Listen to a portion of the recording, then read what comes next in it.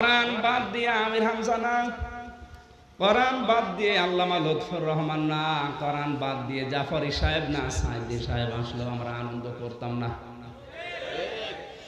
কোরআনের সাথে সম্পর্ক আছে অনুষ্ঠানের, এই জন্য আমরা আজ খুশি।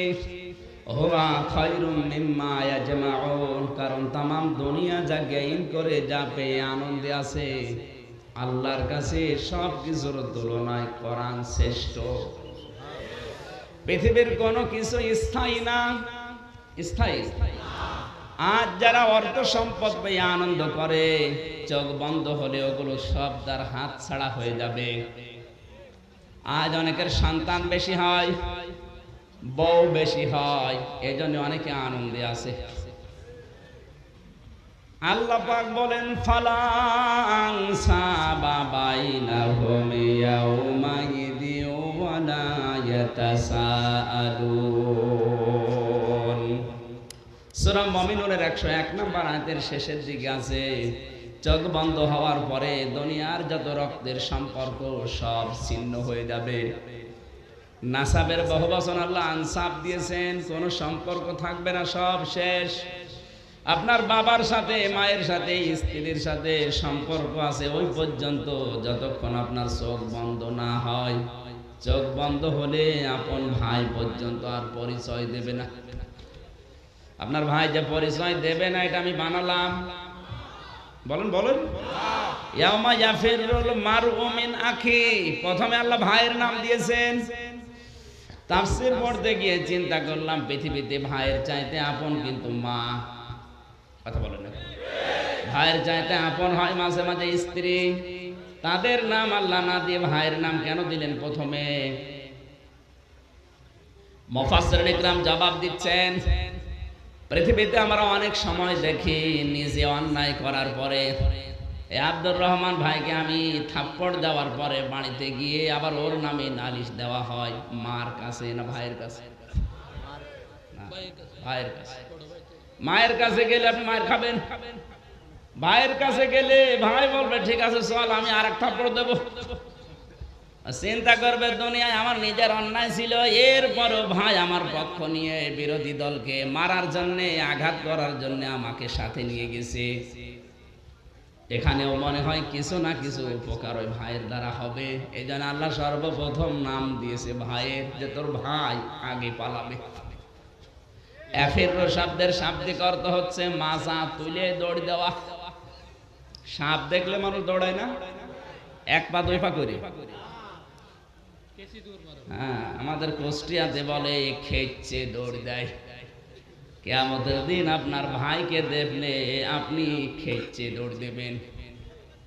এরপরে আছে মায়ের নাম, উম্মিহি ওয়া আবি, এরপরে বাবার নাম, ও সাহিবাতিহি। এ সাহিবাতিহির ভেতরে আছে দুইটা, এক নম্বরে স্ত্রী, দুই নম্বরে বন্ধু, তিন নম্বরে অবানি, আপনার সন্তানাদি। এই সন্তান বলতে শুধুমাত্র জন্ম দিয়েছেন তাকে এই সন্তান না, দলীয় সন্তান হতে পারে। কথা বুঝতেছেন? আপনি না সন্তান সারা জীবন জন্ম দিয়েছেন একজন, কয়জন? আপনার শুধুমাত্র সন্তান একটা ছিল, কিন্তু আপনার দলীয় সন্তান তো আর একটা না। আপনার একটা সন্তান আর কতটুকু অপরাধ করে, কিন্তু অপরাধটা করে দলীয় সন্তানরা। ওরা তো বিশ্বজিৎ কেউ ছাড়ে না।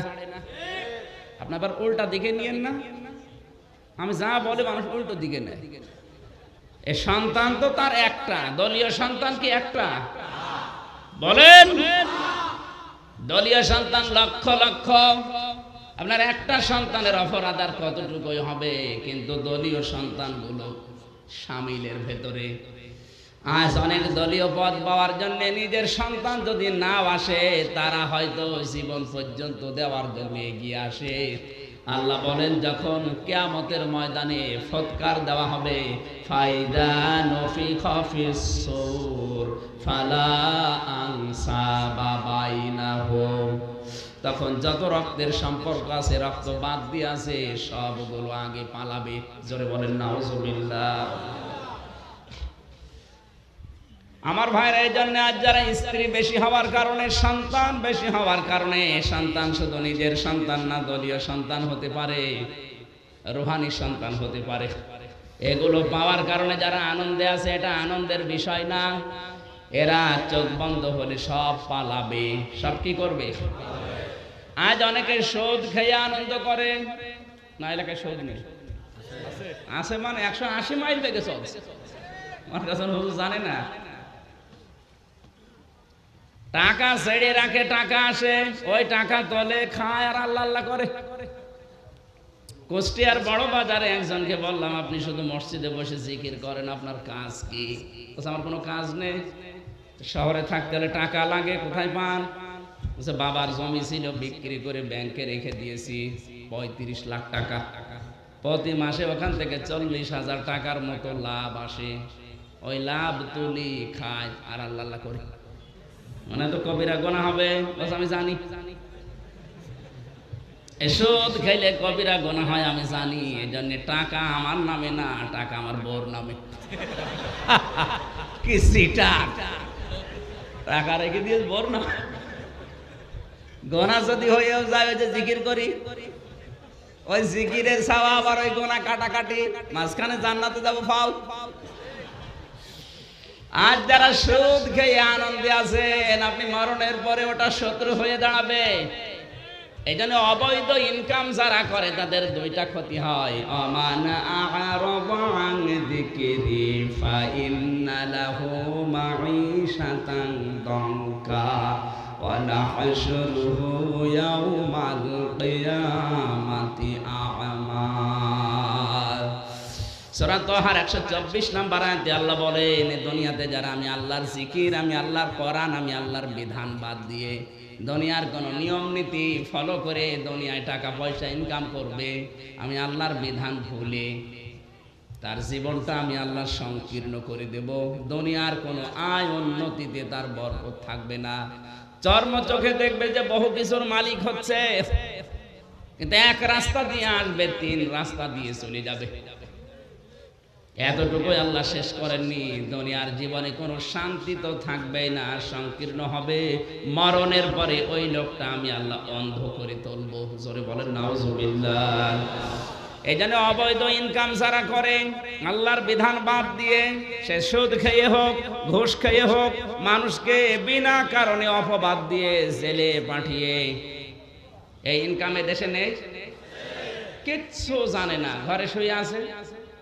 হঠাৎ চোখ খুলে দেখছে জেলখানা। কি গো? বলছে তুই গাছ কেটেছিস, তুই গাছে আগুন দিয়েছিস, অথচ ও কিচ্ছু জানে না। জেলখানায় মনের দুঃখ নিয়ে আবার ঘুমিয়ে আছে। ঘুম থেকে উঠে সকালবেলা দেখছে নিজের বাড়িতে কে দিয়ে গেল? ফেরেশতা। মাঝখান থেকে আল্লাহর যে ওলিরা ওকে ধরিয়েছে, পরিবারের কাছ থেকে 1 লক্ষ টাকা নিয়ে গেছে। এই যে এভাবে যারা আজ ইনকাম করছে, এ জেলায় মনে হয় এখনো শুরু হয়নি, এজন্য টের পাচ্ছেন না। আপনারা যদি কুষ্টিয়ায় বাস করতেন, টের পেতেন যে এই ইনকাম কাকে বলে। এভাবে যারা ইনকাম করে আজ টাকার পাহাড় তৈরি করছেন, আল্লাহ পাক এই আয়াতের ভেতরে জানাতে চেয়েছেন, অবৈধ ইনকাম, অবৈধ টাকা পয়সা, অর্থ সম্পদ, এগুলো আল্লাহ তোমাকে ভোগ করতে দেবে না। ভোগ করার আগেই তোমার মরণ হবে। শুধু এতটুকু না, আপনি মারা যাওয়ার পরে এই সম্পদগুলো তো আর শেষ হয়ে গেল না। যে সম্পদগুলো রেখে গেলেন, আপনার ছেলে, আপনার মেয়ে, আপনার বউ, আপনার দলের লোক, এই সম্পদ আরো অবৈধ কাজে ব্যয় করবে। আপনি একদিকে ইনকাম করেছিলেন অবৈধভাবে, ঘুষ, সুদ, মানুষকে ফাঁকি দিয়ে জোর করে, মানুষের অধিকার নষ্ট করে, একদিকে অপরাধ করে কবরে গেলেন। ও তো চলতে আছে, বাকি টাকাগুলো রেখে গিয়েও শান্তি নেই। এগুলো আরো অবৈধ কাজে আল্লাহ আপনার সম্পদ দিয়ে, সন্তান দিয়ে ব্যয় করাবে। জোরে বলেন নাউজুবিল্লাহ।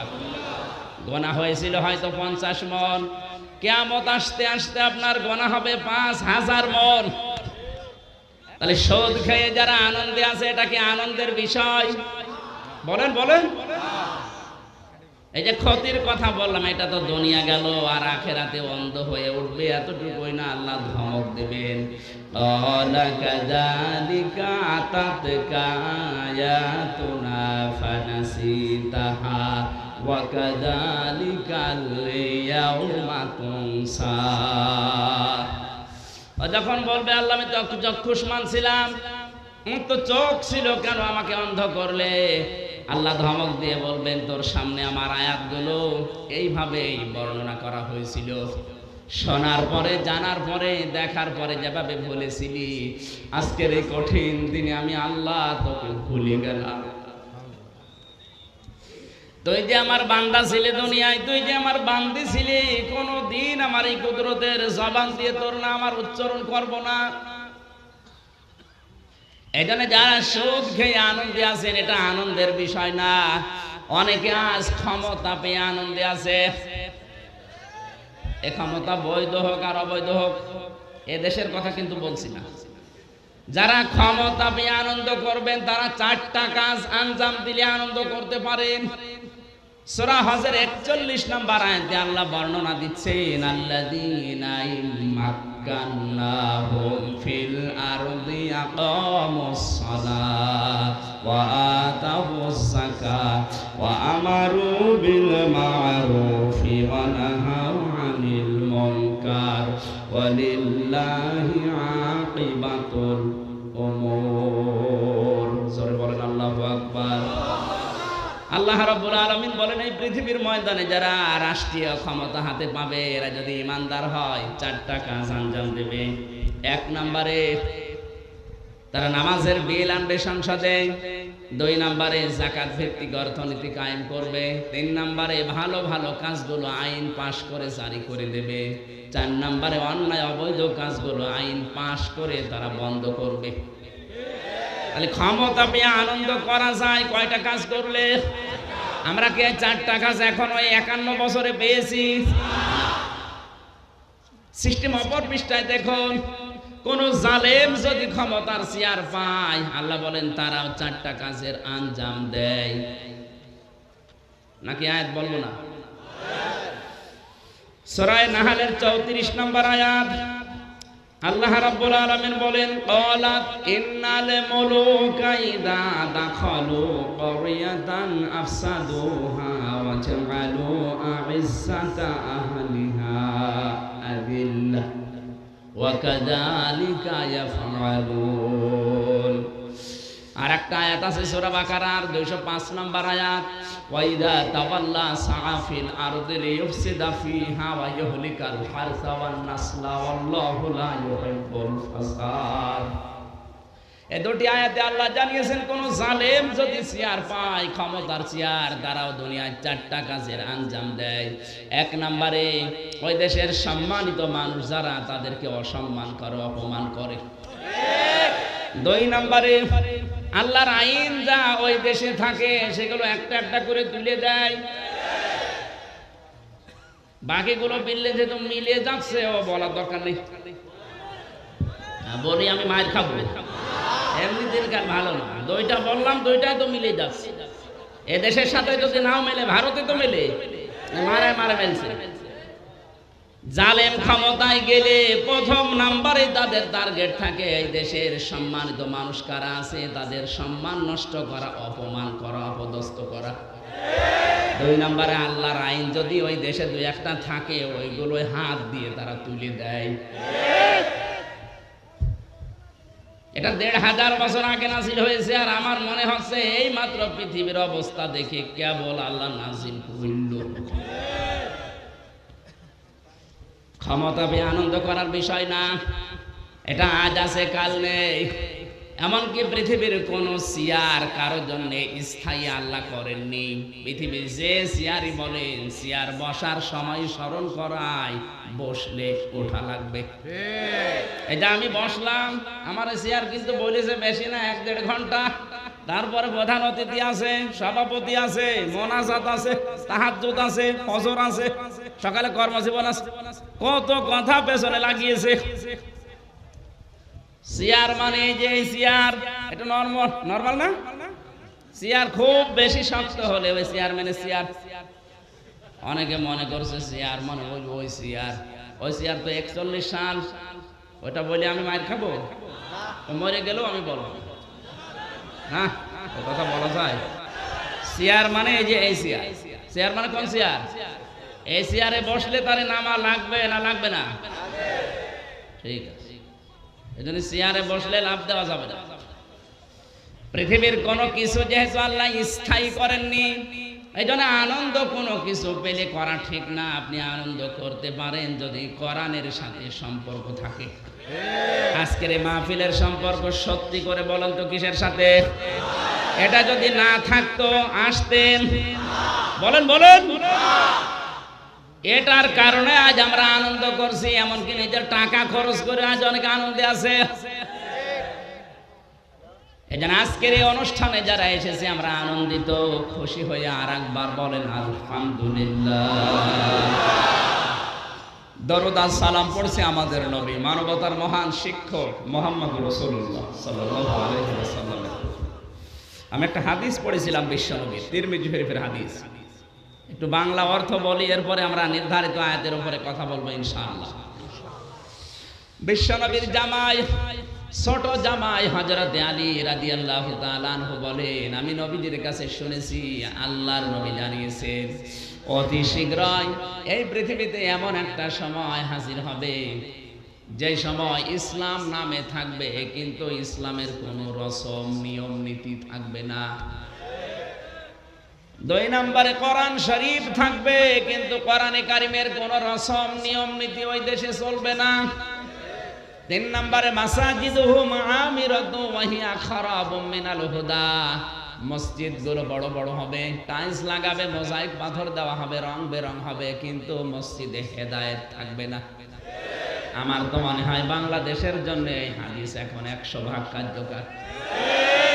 3.5 লাখের উপরে মসজিদ এই দেশে, আপনি একটা মসজিদ যদি দেখাতে পারেন যেখানে হেদায়েতের সঠিক কথা বলার পরে টিকে থাকা যায়, নেই।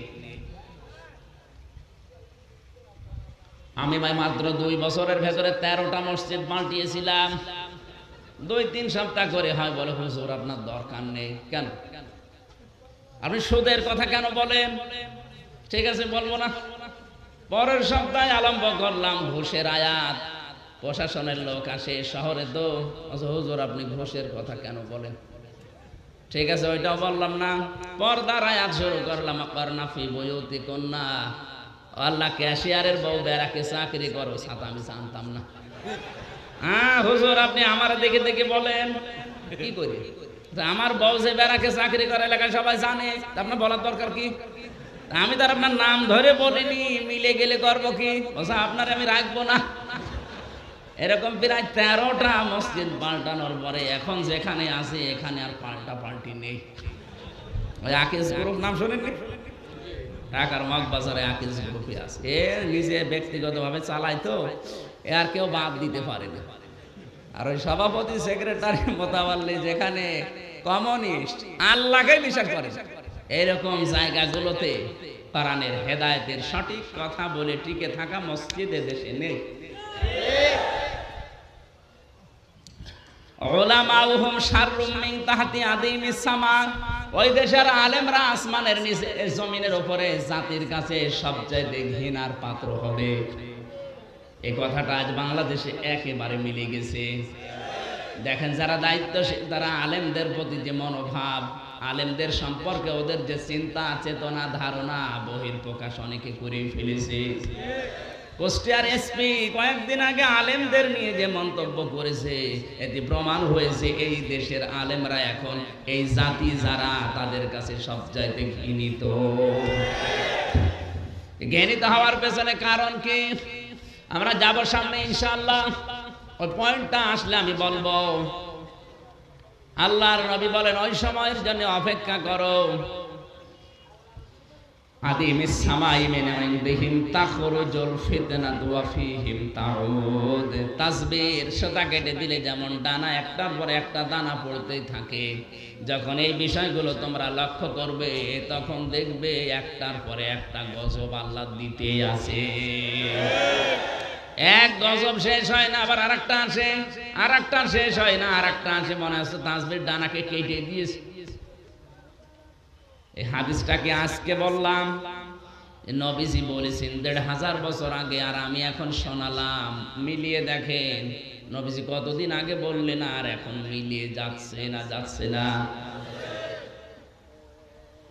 আল্লাহ আমাদেরকে হেফাজত করুন। হাদিসের পয়েন্টের ভেতরে যে কথাগুলো পড়লাম ইসলাম কিন্তু নামে আছে আজ, কোরআনে কারিমও নামে আছে আজ। প্রায় প্রত্যেক মুসলমানের ঘরেই কম বেশি কোরআন শরীফ পাওয়া যায়, কিন্তু কোরআনে কারিমে 500 আয়াত আছে শরীয়তের বিধান। কি আছে বলেন বলেন? 500 আয়াত শরীয়তের বিধান। দুঃখজনক হলো সত্য, এই বাংলাদেশে এখন একটাও চলে না। কিছু আছে যে আংশিক, কেউ ইচ্ছা হয় সে মানে, যে ইচ্ছা হয় সে মানে না। কোরআনের বিধান তো আর ওরকম না। আল্লাহর বিধান তার বান্দার উপরে হচ্ছে ডু ইট, এটা কর, আদেশ। এটা কি? আজ আদেশকে আমরা অনুরোধ বানিয়ে ফেলেছি। আল্লাহর আদেশ কিন্তু অনুরোধ না, আল্লাহর আদেশ। বলেন বলেন? আল্লাহর এরকম আদেশ কি একটা দুইটা আছে? কোরআনে আল্লাহর আদেশ আছে 500। কত? 500 আইন, আল্লাহর বিধান, আল্লাহর আদেশ। 96% মুসলমানের দেশে যদি একটাও না চলে, যেখানে 96% অমুসলিম, সেখানে কি চলছে আপনি হিসাব করেন। আমরা অনেকে বলছি কি 96% মুসলমান, আমরা আমাদের অনেকের মুসলমানি ছোটকালে দেওয়া আছে অন্তত, না দেওয়া নেই? মুসলমান যে কাকে বলে 96% না। আমার দাদা ছোটবেলায় বলতেন, যদি বাংলাদেশে 51% মুসলমান তৈরি হয়, যে মুসলমানের কথা জাতির পিতা ইব্রাহিম নবী বলেছিলেন, যে মুসলমানের নাম তিনি রেখেছিলেন, ওই মুসলমান যদি বাংলাদেশে 51% তৈরি হয়, এই দেশে ইসলাম কায়েম হওয়ার জন্য কোনো টার্গেট দেওয়া লাগবে না, একদিনেই যথেষ্ট। এই জন্য কোরআন শরীফ আমরা দেখতে পাচ্ছি ঘরে ঘরে আছে, কিন্তু কোনো রসম নিয়ম নীতি আমরা পাচ্ছি না, কোনোটাই। এখান থেকে একটা মৌলিক বিষয় আমি বলতে চাই, বলবো, যেহেতু একটা ক্লাস চলছে, ক্লাস যেভাবে নেওয়া লাগে আমি চেষ্টা করছি ক্লাসটা নেওয়ার। আপনি ছাত্র যেভাবে হওয়া লাগে ওইভাবে ছাত্রের মতো জবাব দেবেন। বাস্তবতায় যদি আপনার জীবনের মৌলিক কোনো বিষয় বাদ চলে যায়, অমৌলিক যত বিষয় আপনি আমল করেন না কেন, কোনো লাভ হবে না। এদিকে খেয়াল করেন, আপনার বাস্তব জীবনের মৌলিক কোনো বিষয় যদি বাদ যায়, কি বিষয় বলেন বলেন? মৌলিক মানে আমরা বলি মূল বিষয়, যেটা ফরজ আরবিতে বলা হয়। এই যে স্টেজ দেখতে পাচ্ছেন, এখানে ফরজ বিষয় বা মৌলিক বিষয় দুইটা, একটা এই খুঁটি আর এই সামিয়ানা। কথা বলে না কেন?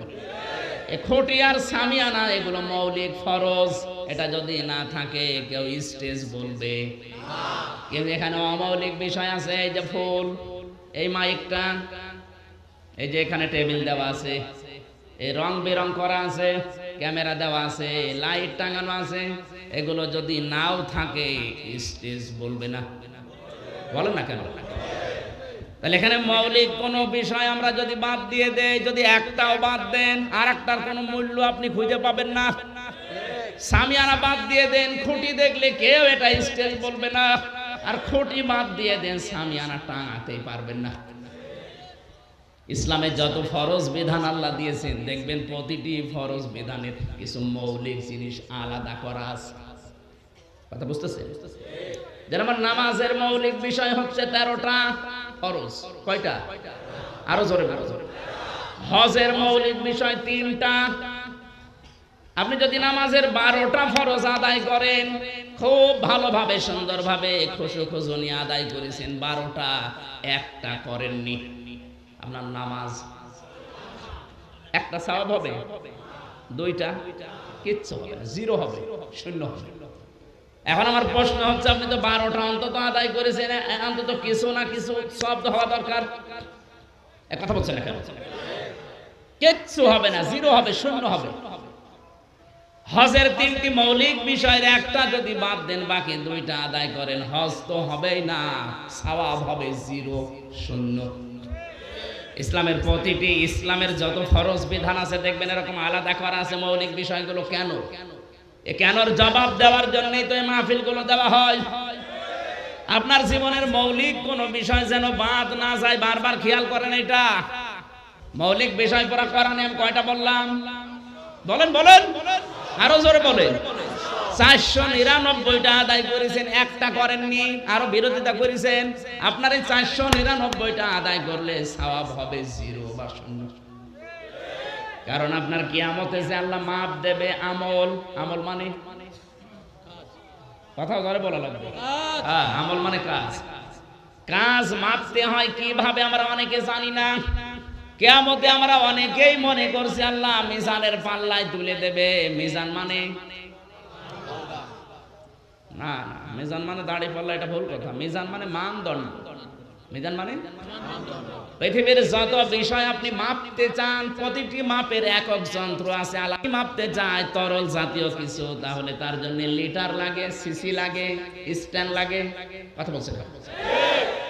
আপনি যদি এই জায়গাটা মাপতে চান তাহলে এর ফিতা লাগবে আলাদা, অথবা গজ দিয়ে মাপা যাবে। কথা বলেন না কেন? ফিতা বলেন, গজ বলেন, মিটার বলেন, এগুলো দিয়ে মাপলে আপনি জানবেন এটা কয় বিঘা জায়গার উপরে স্টেজ দা বানানো। এইটা মাপতে হলে কি কেজি লাগে? কেজি লাগে, কি লাগে? ফিতা। তাহলে এর একক যন্ত্রের নাম, যে মাপের যন্ত্রের নাম মিটার, ফিতা, গজ। আর তরল জাতীয় কিছু মাপতে হলে তার একক যন্ত্রের নাম লিটার, সিসি, স্ট্যান্ড, যা বললে বোঝেন। তাহলে আপনাকে কাজ মাপতে হবে। কিয়ামতে কিন্তু আল্লাহ আমল মাপবে। আমল মানে এরকম ছাত্র হলে তো সমস্যা। বলেন বলেন, কাজ মাপবে। তা কাজ তো আল্লাহ 5 কেজি কাজ দাড়ি পাল্লায় তুলে দেবে। আমরা তো ওই ধারণায় আছি। কিয়ামতে আল্লাহ কিন্তু কাজ 10 কেজি পাল্লায় তুলে দেবে। এইদিকে 5 কেজি কাজ আর এদিকে 5 কেজি, এভাবে নাকি? কাজও মাপতে হলে একটা একক যন্ত্র আছে। কাজ মাপার যন্ত্রের নাম কি?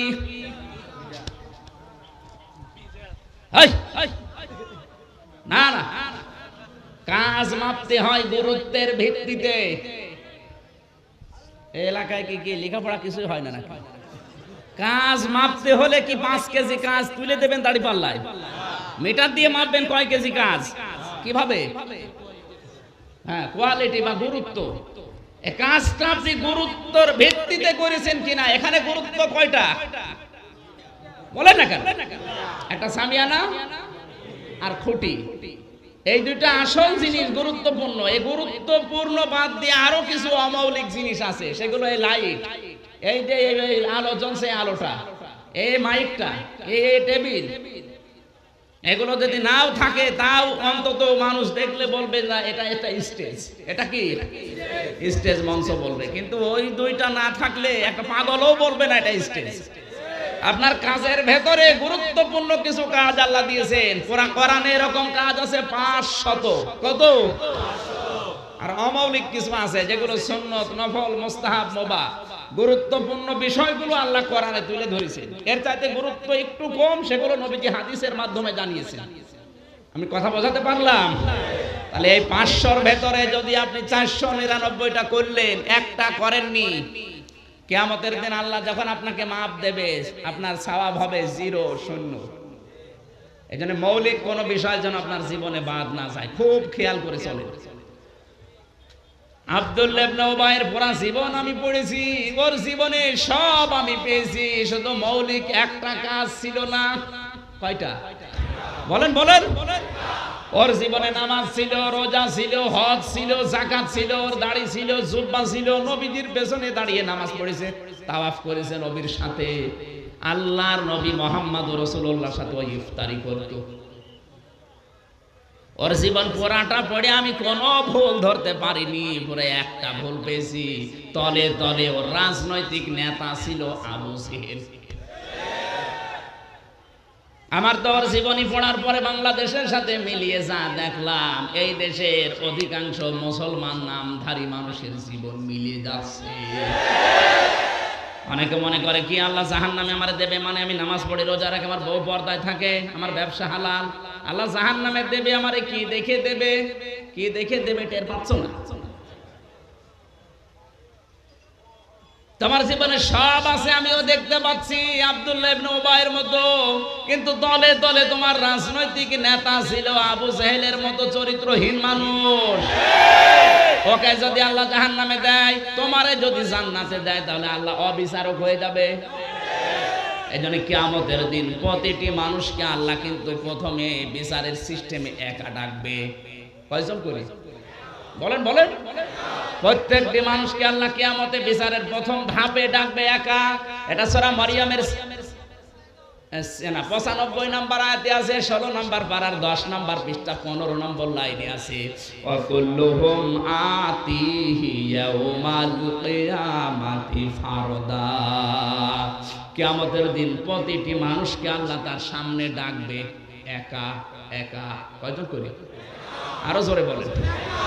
আজ যারা বাংলাদেশে ছড়িয়েছে কিয়ামতের দিন অনেকে নাকি 40 জন মুরিদ নিয়ে আসবে, কেউ হাজার হাজার মুরিদ নিয়ে আসবে, কেউ জাহাজ নিয়ে আসবে। সব মিথ্যা কথা। কিসের জাহাজ? কিয়ামতের ময়দান থাকবে তামার, জাহাজ চলবে কি? এগুলো সব বানানো কথা। কিয়ামতের ময়দানে আল্লাহ মানুষকে প্রত্যেককে ডাকবে কয়জন করে? এটা বিচারের প্রথম সিস্টেম। প্রথম ধাপ শেষ হওয়ার পরে দ্বিতীয় ধাপে আমার আল্লাহ এবার আর একা ডাকবে না কাউকে। ইয়াউমা নাদউ কুল্লা উনাসিম বিইমামিহিম। আল্লাহ পাক বলেন কিয়ামতের কঠিন ময়দানে এবার আমি মানুষকে ডাক দেব তার নেতার সাথে। কার সাথে? আরো জোরে বলেন। এবার কিন্তু আর একা ডাকবে না, এবার নেতা সহ। আগে নেতা, এরপরে কর্মী। মাথায় যদি মগজ থাকে, আমার দিকে চোখ গরম না করে একটু বসেন তো। আপনার মাথায় যদি মগজ থাকে বসেন। কিয়ামতের দিন যদি আল্লাহ আপনাকে আপনার নেতার সাথে ডাক দেয়, আপনার কি মনে হয় এখন? আপনি যার আদর্শ মতো চলেন, যার পেছনে ঘোরেন, এই লোকটা কিন্তু আপনার সামনে থাকবে, এর পেছনে আপনি যাকে মেনে চলছেন বলেন, ওর দিকে তাকিয়ে আল্লাহ মাফ করবে, বিশ্বাস আপনার হয়? ও বলছে না, ও তো এখনই ধরা খাচ্ছে। যদি এখনই বলেন না, এই না যারা বললেন আপনি এখনই পাল্টান। এখনই আপনার এখনই যদি মনে হয় যে আল্লাহ আমি যার পেছনে আছি, এ যদি সামনে থাকে, এ আমারে মাফ করবে না, তার আপনার কি মরণের পরে পরিবর্তন হবে না? এখন এই সঠিক কথাটা তুলে ধরার কারণে তো অনেকের রাগ হয়। অথচ এইটা যদি আমি না বলে আপনি যদি এভাবে চলতে চলতে জাহান্নামের পথে যান, কিয়ামতে আমিও ধরা খাবো। আমি বলি নাই কেন? সঠিকটা তুলে ধরার দায়িত্ব আমার। আমি বললাম, এখন মানবেন কি মানবেন ওটা আপনার বিবেকের ব্যাপার। ওয়ালিল হাক্কু মির রাব্বিকুম ফামান শাআ ফালিয়ুমিন ওয়া মান শাআ ফালিয়াকফুর।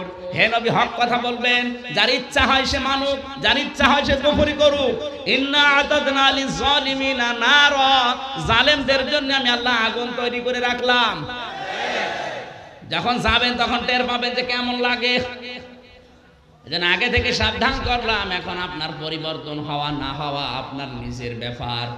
আপনি নিজে যখন বিশ্বাস করে বলছেন যে না, আল্লাহ আমাকে অন্তত মাফ করবে না, কারণ আপনি যার পেছনে থাকেন তার চরিত্র কেমন আপনি নিজেও জানেন।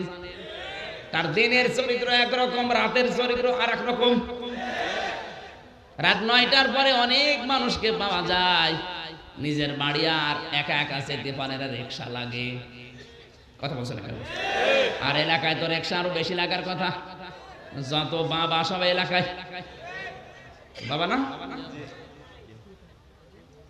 অনেকে লাল পানি খেয়ে রাত 9টার পরে গাছকে ধাক্কা দিয়ে বলে, বড় ভাই সাইড দেওয়ার কতক্ষণ দাঁড়াবো। এই যদি হয় আপনার নেতার আদর্শ, তো কিয়ামতে ওরে দেখলে তো আল্লাহ প্রথমেই রেগে যাবে, আপনার পর্যন্ত যাওয়াও লাগবে না। বলো ও পর্যন্ত সে কি করবে? ওর নেতায় যদি এই হয়, ওর চরিত্র আরো খারাপ। এজন্য কিয়ামতে আল্লাহ দ্বিতীয় স্টেপে আপনাকে কিন্তু আর একা ডাকবে না, আপনার নেতা সহ ডাকবে। আমি আবার বলছি, আব্দুল্লাহ ইবনে উবাইয়ের পুরা জীবন পড়ে আমি এতটুকু বুঝেছি, ওর সব পেয়েছি ঠিক, শুধু একটা বিষয়ের জীবনে ঠিক ছিল না, সেটা হচ্ছে ওর নেতা। এই জন্য নেতা নামে আল্লাহ একটা সূরাও দিয়েছেন। কোনটা? ইয়াসিন। ইয়া হরফে নিদা, সিন মানে সাজ্জেদ। আল্লাহ বলেন আমার ঘোষণা দেওয়া, আমার মনোনীত একমাত্র নেতা এই পৃথিবীতে মুহাম্মদ রাসূলুল্লাহ। এজন্য আল্লাহ ঘোষণা দিচ্ছেন, ইয়াসিন, হে নেতা, হে সিন শব্দের 5টা অর্থ সাইয়্যিদ কুতুব লিখেছেন। 1 নম্বরে সিন মানে সাইয়্যিদুল আলামিন, 2 নম্বরে সিন মানে সাইয়্যিদুল বাশার, 3 নম্বরে সিন মানে সাইয়্যিদুল কাউনাইন, 4 নম্বরে সিন মানে সাইয়্যিদুল মুরসালিন, 5 নম্বরে সিন মানে সাইয়্যিদুল আম্বিয়া। প্রথম নাম্বারটা একটু দেখেন তো, সিন মানে সাইয়্যিদুল আলামিন। এই যা ছাত্র মনে হচ্ছে বাড়ি যাওয়ার আগে ভুলে যাবে।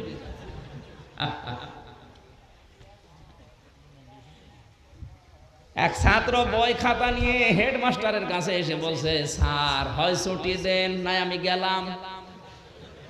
হেড স্যার চিন্তা করছে যে পজিশনে আছে ছুটি দিলেও যাবে না দিলেও যাবে। ডাক দিয়ে বলছে, তোর রোল নাম্বার কত? বলছে 82। ক্লাসে ছেলে কয়টা? বলছে 82টা। ছেলে 82টা, রোল নাম্বার ওর 82। ও খুব ভালো ছাত্র, ওর জীবনের কোনো উদ্দেশ্য আছে? খালি আসে পালিয়ে চলে যায়। আপনার যদি এরকম উদ্দেশ্য নিয়ে আসেন মাহফিল শুনতে, এরকম 24 বছর না, কিয়ামত পর্যন্ত হয়ে যাবে, আপনার কিছুই হবে না। আপনি আসবেন আর পালিয়ে চলে যাবেন। অবশ্য ঠিক। কোন এলাকায় আসলাম গো? আপনার মাথার আবার তার মার কাটা নেই তো, বুঝে শুনে বলবেন। সেন মানে প্রথম নাম্বার কি বললাম? সাইয়্যিদুল আলম না আলামিন? আলামিন বহু বচন দিয়েছেন, কেন দিলেন? প্রতিটি শব্দ গবেষণামূলক, খেয়াল করে শোনেন। 5 ঘন্টা কথা শোনার দরকার নেই, আপনি 10 মিনিট শোনেন। আলামিন বহু বচন দেওয়ার কারণ শুধু এই বাংলাদেশ না, শুধু এই পৃথিবী না, এরকম যত জগৎ আল্লাহ বানিয়েছে ওখানে আল্লাহর বিধান নাযিল হয়, ওখানে আল্লাহর সৃষ্টি আছে। এটা নাযালুল আমরু বাইনাহুন্না, সূরা তালাকের শেষের দিকে আছে। আল্লাহ তাআলা বলেন প্রতিটি জগতে আমি আল্লাহর বিধিবিধান নাযিল হচ্ছে এবং ওই জায়গায় আমি আল্লাহর আইন চলছে। ওখানে যদি আইন চলে, বিধিবিধান চলে, ওখানে আদর্শও চলছে। এই কথা বলেন না কেন? ওখানে যে নেতা আছে সেই নেতাকে, এই নেতা ইয়াসিন, আল্লাহ যাকে ঘোষণা দিয়েছেন তার নাম কি? মুহাম্মদুর রাসূলুল্লাহ। নাম কি? শুধুমাত্র বাংলাদেশ না, এরকম দেশ পৃথিবীতে আছে 228টা। কত? 228টার ভেতরে বাংলাদেশ সবচাইতে বড়। এই বাংলাদেশের চাইতে পাশে মায়ানমার 7 ডবল। এই বাংলাদেশের চাইতে ইন্ডিয়া 29 ডবল। এই বাংলাদেশের চাইতে আমেরিকা 59 ডবল। বাংলাদেশের চাইতে রাশিয়া 69 ডবল। এত বড় দেশ। এই দেশটা যদি 69টা পাশাপাশি রাখেন, যত বড় হবে এক রাশিয়া একা এত বড় ছিল, এখন ভেঙে ঠোকরা হয়ে গেছে। চিন্তা করেন এতগুলো রাষ্ট্র, 228টা মিলিয়ে মাত্র এই পৃথিবী। এই পৃথিবীর চাইতে যে সূর্যটা আলো দেয় এটা 13 লক্ষ গুণ বড়। 13 সূর্যের চাইতে 27 লক্ষ গুণ পর্যন্ত বড় আছে এমন তারকা আল্লাহ বানিয়েছেন, তাও সব প্রথম আসমানের নিচে। এই তারকাকে খেয়ে ফেলতে পারে এরকম ব্ল্যাক হোল আল্লাহ বানিয়েছেন লক্ষ কোটি কোটি। সূরা ওয়াকিয়ার ভেতর আল্লাহ ব্ল্যাক হোলের বর্ণনা দিয়েছেন, ফালা উকসিমু বিমাওয়াকিন নুজুম। হে নবী, ওই গর্তের কসম যেখানে তারকারা এসে আলো হারিয়ে ফেলে, তার মানে তারকা ওর পাশ দিয়ে গেলে ওকে সুশি চকলেটের মতো খেয়ে ফেলে। ব্ল্যাক হোল আছে, মিল্কি ওয়ে আছে, ছায়াপথ আছে, গ্যালাক্সি আছে, নেহারিকা আছে, এরকম হাজারো সৃষ্টি দিয়ে আল্লাহ প্রথম আসমানে সাজিয়েছে। আপনার কি মনে হয় এবার বলেন তো, এই পৃথিবীর তুলনায় সূর্য যদি এত বড় হয়, এর তুলনায় যদি তারকা এত বড় হয়, তারকার তুলনায় ব্ল্যাক হোল যদি এত বিশাল হয়, ওর তুলনায় পৃথিবী আমার মনে হয় কিছুই না। অথচ এই পৃথিবীতে রাষ্ট্র 228টা। এর ভেতরে বাংলাদেশ মাত্র একটা রাষ্ট্র, তার ছোট রাষ্ট্রের ভেতরে অন্যতম। এখানে 64টা জেলা আছে। কত? তার ভেতরে কক্সবাজার মাত্র একটা জেলা। এখানে 6টা থানা আছে। কয়টা? 8টা। এই 8টা থানার ভেতরে টেকনাফ মাত্র একটা থানা। এইরকম থানা বাংলাদেশে 540টার উপরে। এ থানায় কত জায়গা আছে চিন্তা করে দেখেন, তার ভেতরে এটা কোন জায়গা? কাঁটাখালী একটা জায়গার নাম। এই কাঁটাখালীতে কত হাজার হাজার মানুষ বসে আছে, তার ভেতরে আপনি একজন। এবার মাথায় যদি মগজ থাকে ভাবেন, আপনি ওই ব্ল্যাক হোলের তুলনায় কি বলেন? কিছুই না। আমি মাঝে মাঝে যখন একা একা তাকে চিন্তা করি, আল্লাহ আমি তোমার নজরে আসি, তো নজরে থাকার কথা না। যে সৃষ্টি, সাইয়্যিদ কুতুব ইয়াসিন শব্দের প্রথম ব্যাখ্যা এটা জানাতে চেয়েছেন, ইয়াসিন সাইয়্যিদুল আলামিন, আলম না। এরকম জগৎ যত আল্লাহ বানিয়েছে সব জগতের জন্য একমাত্র নেতা, আল্লাহর ঘোষণা দেওয়া নেতা মুহাম্মদ সাল্লাল্লাহু আলাইহি সাল্লাম। সুতরাং পৃথিবীর যেখানেই থাকেন, অন্য কোন গ্রহে উপগ্রহে থাকেন, ওখানেও আপনাকে যদি বসবাস করতে হয়, এখন যদি আপনি বলেন আমি মঙ্গল গ্রহে যে বাস করব, সেখানেও নবীকে আপনাকে মানা লাগবে। যদি বলেন আমি চাঁদের দেশে বাস করব, ওখানে গিয়েও নবীকে মানা লাগবে, কারণ ওটা আলামিনের ভেতরে। কথা বলেন না কেন? 2 নম্বরে সাইয়্যিদুল বাশার। বাশার মানে না, কথা বুঝতে হবে। বাশার মানে বলেন না কেন? কেউ যদি বলে আমি মানুষ মতবাচ্চা বিবেচিত, অবশ্যই তার আদর্শ নেতা হওয়া লাগবে বিশ্বনবী। আর যদি বলেন আমি মানুষ না, আমি জানোয়ার, আপনার ব্যাপার আমার ব্যাপার। আপনি হাসতেছেন বুঝে শুনে নাকি আন্দাজে হাসে? মনে হয় টের পেয়েছে। সুতরাং এই বাংলাদেশে যারা মানুষ দাবি করে না, তাদের নেতা মুহাম্মদুর রাসূলুল্লাহ না। মানুষ দাবি করেন, আপনাকে নেতা মানতে মুহাম্মদুর রাসূলুল্লাহ হতেই হবে, আপনি মানুষই না। কথা বুঝতেছে? 3 নম্বরে কি? সাইয়্যিদুল কাউনাইন। কাউনাইন মানে উভয় জগৎ। শুধুমাত্র এই জগতে না, এরপরে যে জগৎ তৈরি হবে, এই জগতেও আপনাকে মুহাম্মদুর রাসূলুল্লাহ নেতা হিসাবে আপনাকে কাজ করা লাগবে। কবরের জগতে আপনাকে জিজ্ঞাসা করবে তোর আদর্শকে। আপনি যদি বলেন আমার কোনো আদর্শ নেই, পিটানো শুরু হবে। আপনাকে বলা লাগবে আহাদা নাবিয়্যুনা মুহাম্মাদুর রাসূলুল্লাহ, ইনি আমাদের নবী, আমাদের আদর্শ মুহাম্মাদুর রাসূলুল্লাহ। ফেরেশতারা বলবে ঠিক আছে, ঘুমিয়ে যা। তার মানে শুধু এই জগতেই না, এর পরের জগতেও কাজে লাগবে। 4 নম্বরে সাইয়্যিদুল মুরসালিন। শুধুমাত্র সাধারণ মানুষের নেতা উনি না। যদি কেউ রসুল হয়ে দুনিয়ায় আসে, রাসূলের বহু বচন মুরসালিন, রসুল হয়। যত রসুল আল্লাহ পাঠিয়েছিলেন সব রসুলের নেতা ছিলেন মুহাম্মদ রাসূলুল্লাহ। 5 নম্বরে সাইয়্যিদুল আম্বিয়া। নবীর বহু বচন আম্বিয়া। শুধু আমরাই না, যত নবী আল্লাহ পাঠিয়েছিলেন মেরাজের রাত্রে, আমার আল্লাহ বাইতুল মামুরে যে মসজিদ আছে নামাজ পড়ানোর জন্য, না ওই যে কি মসজিদ জানো? বাইতুল মাকদাস। হাজার হাজার লক্ষ লক্ষ নবীরা দাঁড়িয়ে আছে কাতারে কাতারে।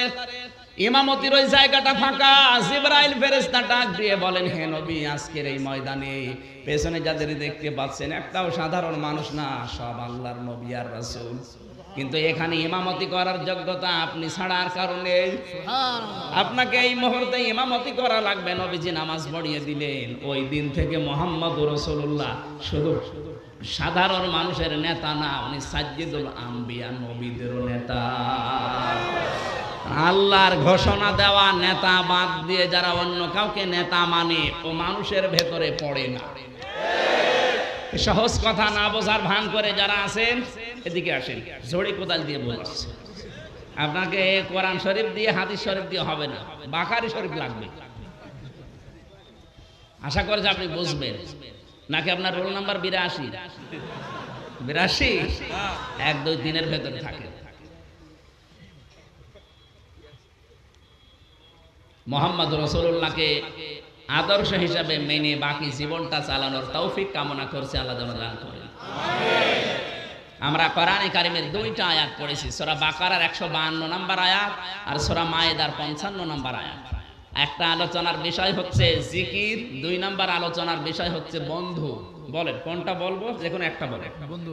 হ্যাঁ, বন্ধু। বন্ধু আবার সহ্য করতে পারবেন তো ইনশাআল্লাহ? নাকি হুজুর মোনাজাত করে দেন?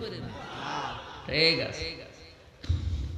তাফসিরুল কোরআন মাহফিল যেহেতু লিখে দিয়েছেন, আমরা তাফসির আকারে কথা বলবো। আলোচনার বিষয় কি বলেন বলেন?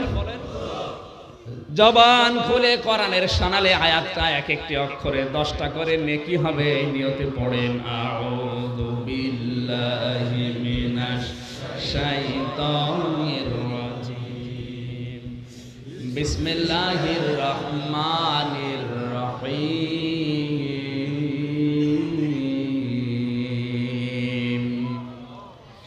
ইন্নামা ওয়ালিয়ুকুমুল্লাহু ওয়া রাসূলুহু ওয়াল্লাযীনা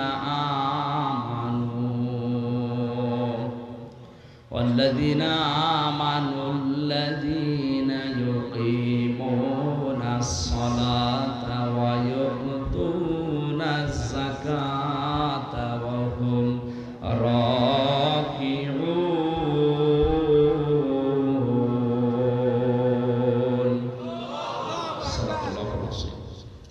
সূরা মায়েদা। কোন সূরা? বলেন বলেন। মায়েদা মানে দস্তরখানা। মায়েদা মানে কি? দস্তরখানার নামে আল্লাহ সূরা দিলেন কেন? এই পৃথিবীটা একটা দস্তরখানা, সারা পৃথিবী আল্লাহ দস্তরখানা হিসাবে ছড়িয়ে রেখেছেন। দস্তরখানায় দেখবেন খাবার পড়ে গেলে আমরা অনেকে তুলে খাই। আল্লাহর নবী জানিয়েছেন, কেউ যদি দস্তরখানায় পড়ে যাওয়া খাবারকে তুলে খেতে পারে, জান্নাতের হুরদের মহরানা সে আদায় করে ফেলেছে।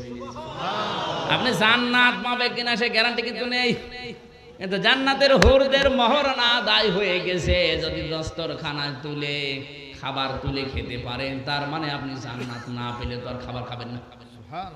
জান্নাত না পেলে তো আর মহরানার বিষয় আসে না। এই আমলটা আজকে থেকে শুরু করবেন। আল্লাহ তৌফিক দান করুন, জোরে বলেন আমিন। তামাম দুনিয়ায় আল্লাহ দস্তরখানা হিসাবে খাবারকে ছড়িয়ে রেখেছে। যেখানেই খাবেন খাবেন, কিন্তু অপচয় যেন না হয়। আমি আবার বলছি, দস্তরখানার মূল বিষয় হচ্ছে খাবার যেন অপচয় না হয়।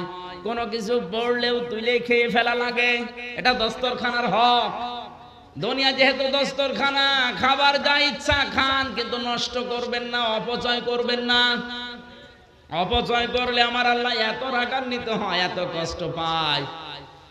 শয়তানের ভাইয়ের সাথে আল্লাহ তুলনা দিয়ে ফেলেছেন, ইন্নাল মুবাযযিরিনা কানু ইখওয়ানাশ শায়াতিন ওয়া কানাশ শাইতানু লিরাব্বিহি কাফুরা। অবশ্যই যারা অপচয় করে তারা শয়তানের ভাই, আর শয়তান তার রবের প্রতি অকৃতজ্ঞ। জোরে বলেন নাউজুবিল্লাহ। এখানে শুধু খাবার অপচয় না, পৃথিবীর যে কোনো বিষয়ের ভেতরে শামিল। আপনার জ্ঞান আল্লাহ দিয়েছেন, জ্ঞানটা যেন অপচয় না হয়। ক্ষমতা আল্লাহ দিয়েছেন, ক্ষমতা যেন অপচয় না হয়। ক্ষমতার অপচয় মানে ক্ষমতার অপব্যবহার করা, কথা বুঝতেছে? সম্পদ আল্লাহ আপনাকে দিয়েছেন, এই সম্পদগুলো যেন অপচয় না হয়। পৃথিবীর প্রতিটি জিনিস এর ভেতরে শামিল করা যায়। আল্লাহ রাব্বুল আলামিন দস্তরখানার নামে সূরা দিয়েছেন। আমরা যত আয়াতের ভেতরে দেখলাম, মাত্র একটা আয়াত পড়েছি, আয়াত নাম্বার 55। কত? আল্লাহ রাব্বুল আলামিন ডাক দিচ্ছেন, ইন্নামা ওয়ালিয়ুকুমুল্লাহু ওয়া রাসূলুহু, অবশ্যই তোমাদের বন্ধু আমি আল্লাহ, আমার রাসূল।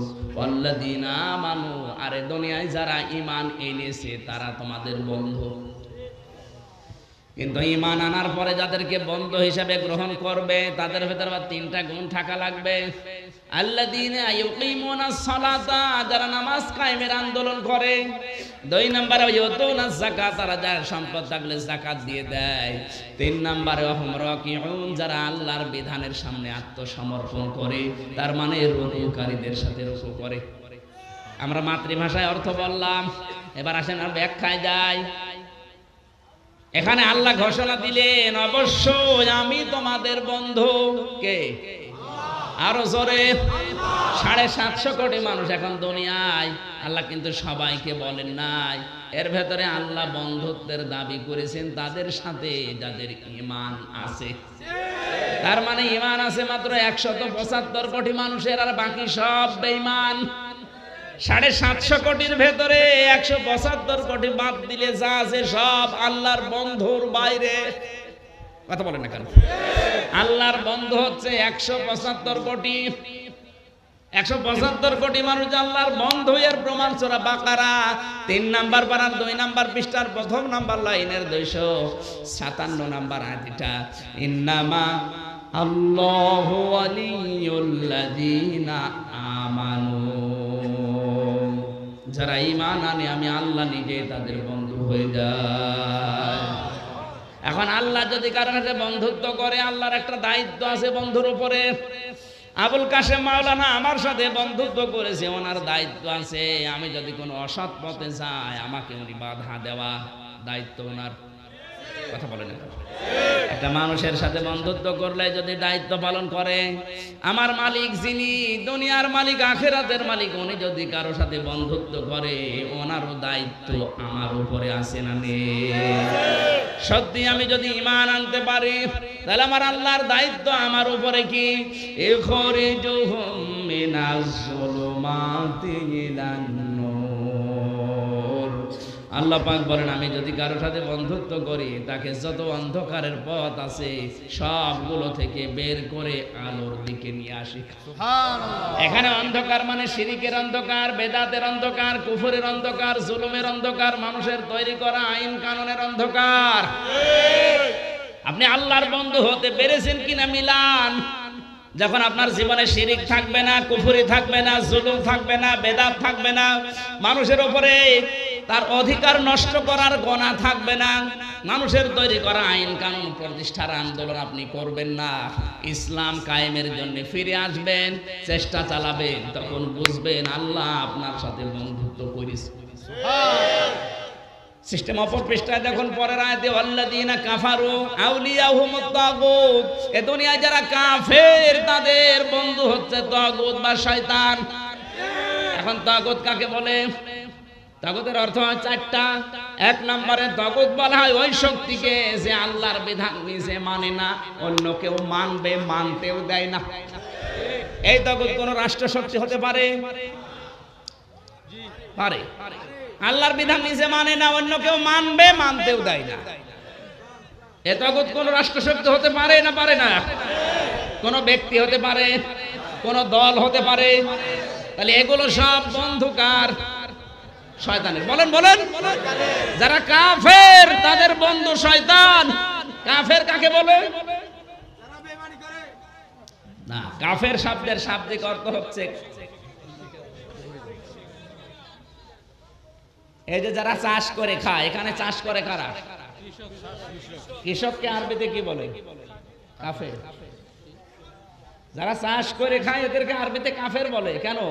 কারণ এরা এই বীজগুলো মাটির নিচে গোপন করে রাখে। এই জন্য এই অর্থে কৃষক যারা, এদের আরবি নাম কিন্তু কাফের। বলে আপনি না। এখন যদি কোনো কৃষককে ডাক দিয়ে বলেন ওই কাফের, ও আনন্দ পাবে। অথচ আরবিতে কিন্তু ওকে ওই নামেই ডাকা হয়, কারণ ও বীজগুলো কি করে? বলেন বলেন। এই অর্থে ও কাফের। আর আল্লাহকে অস্বীকার করা সে অর্থে কাফের। আবার 99টা অর্থ আছে। এখানে যে আল্লাহ কাফের বলে জানালেন, যারা আল্লাহর বিধান জানার পরেও গোপন করে রাখে, এরাও এক প্রকার কাফের।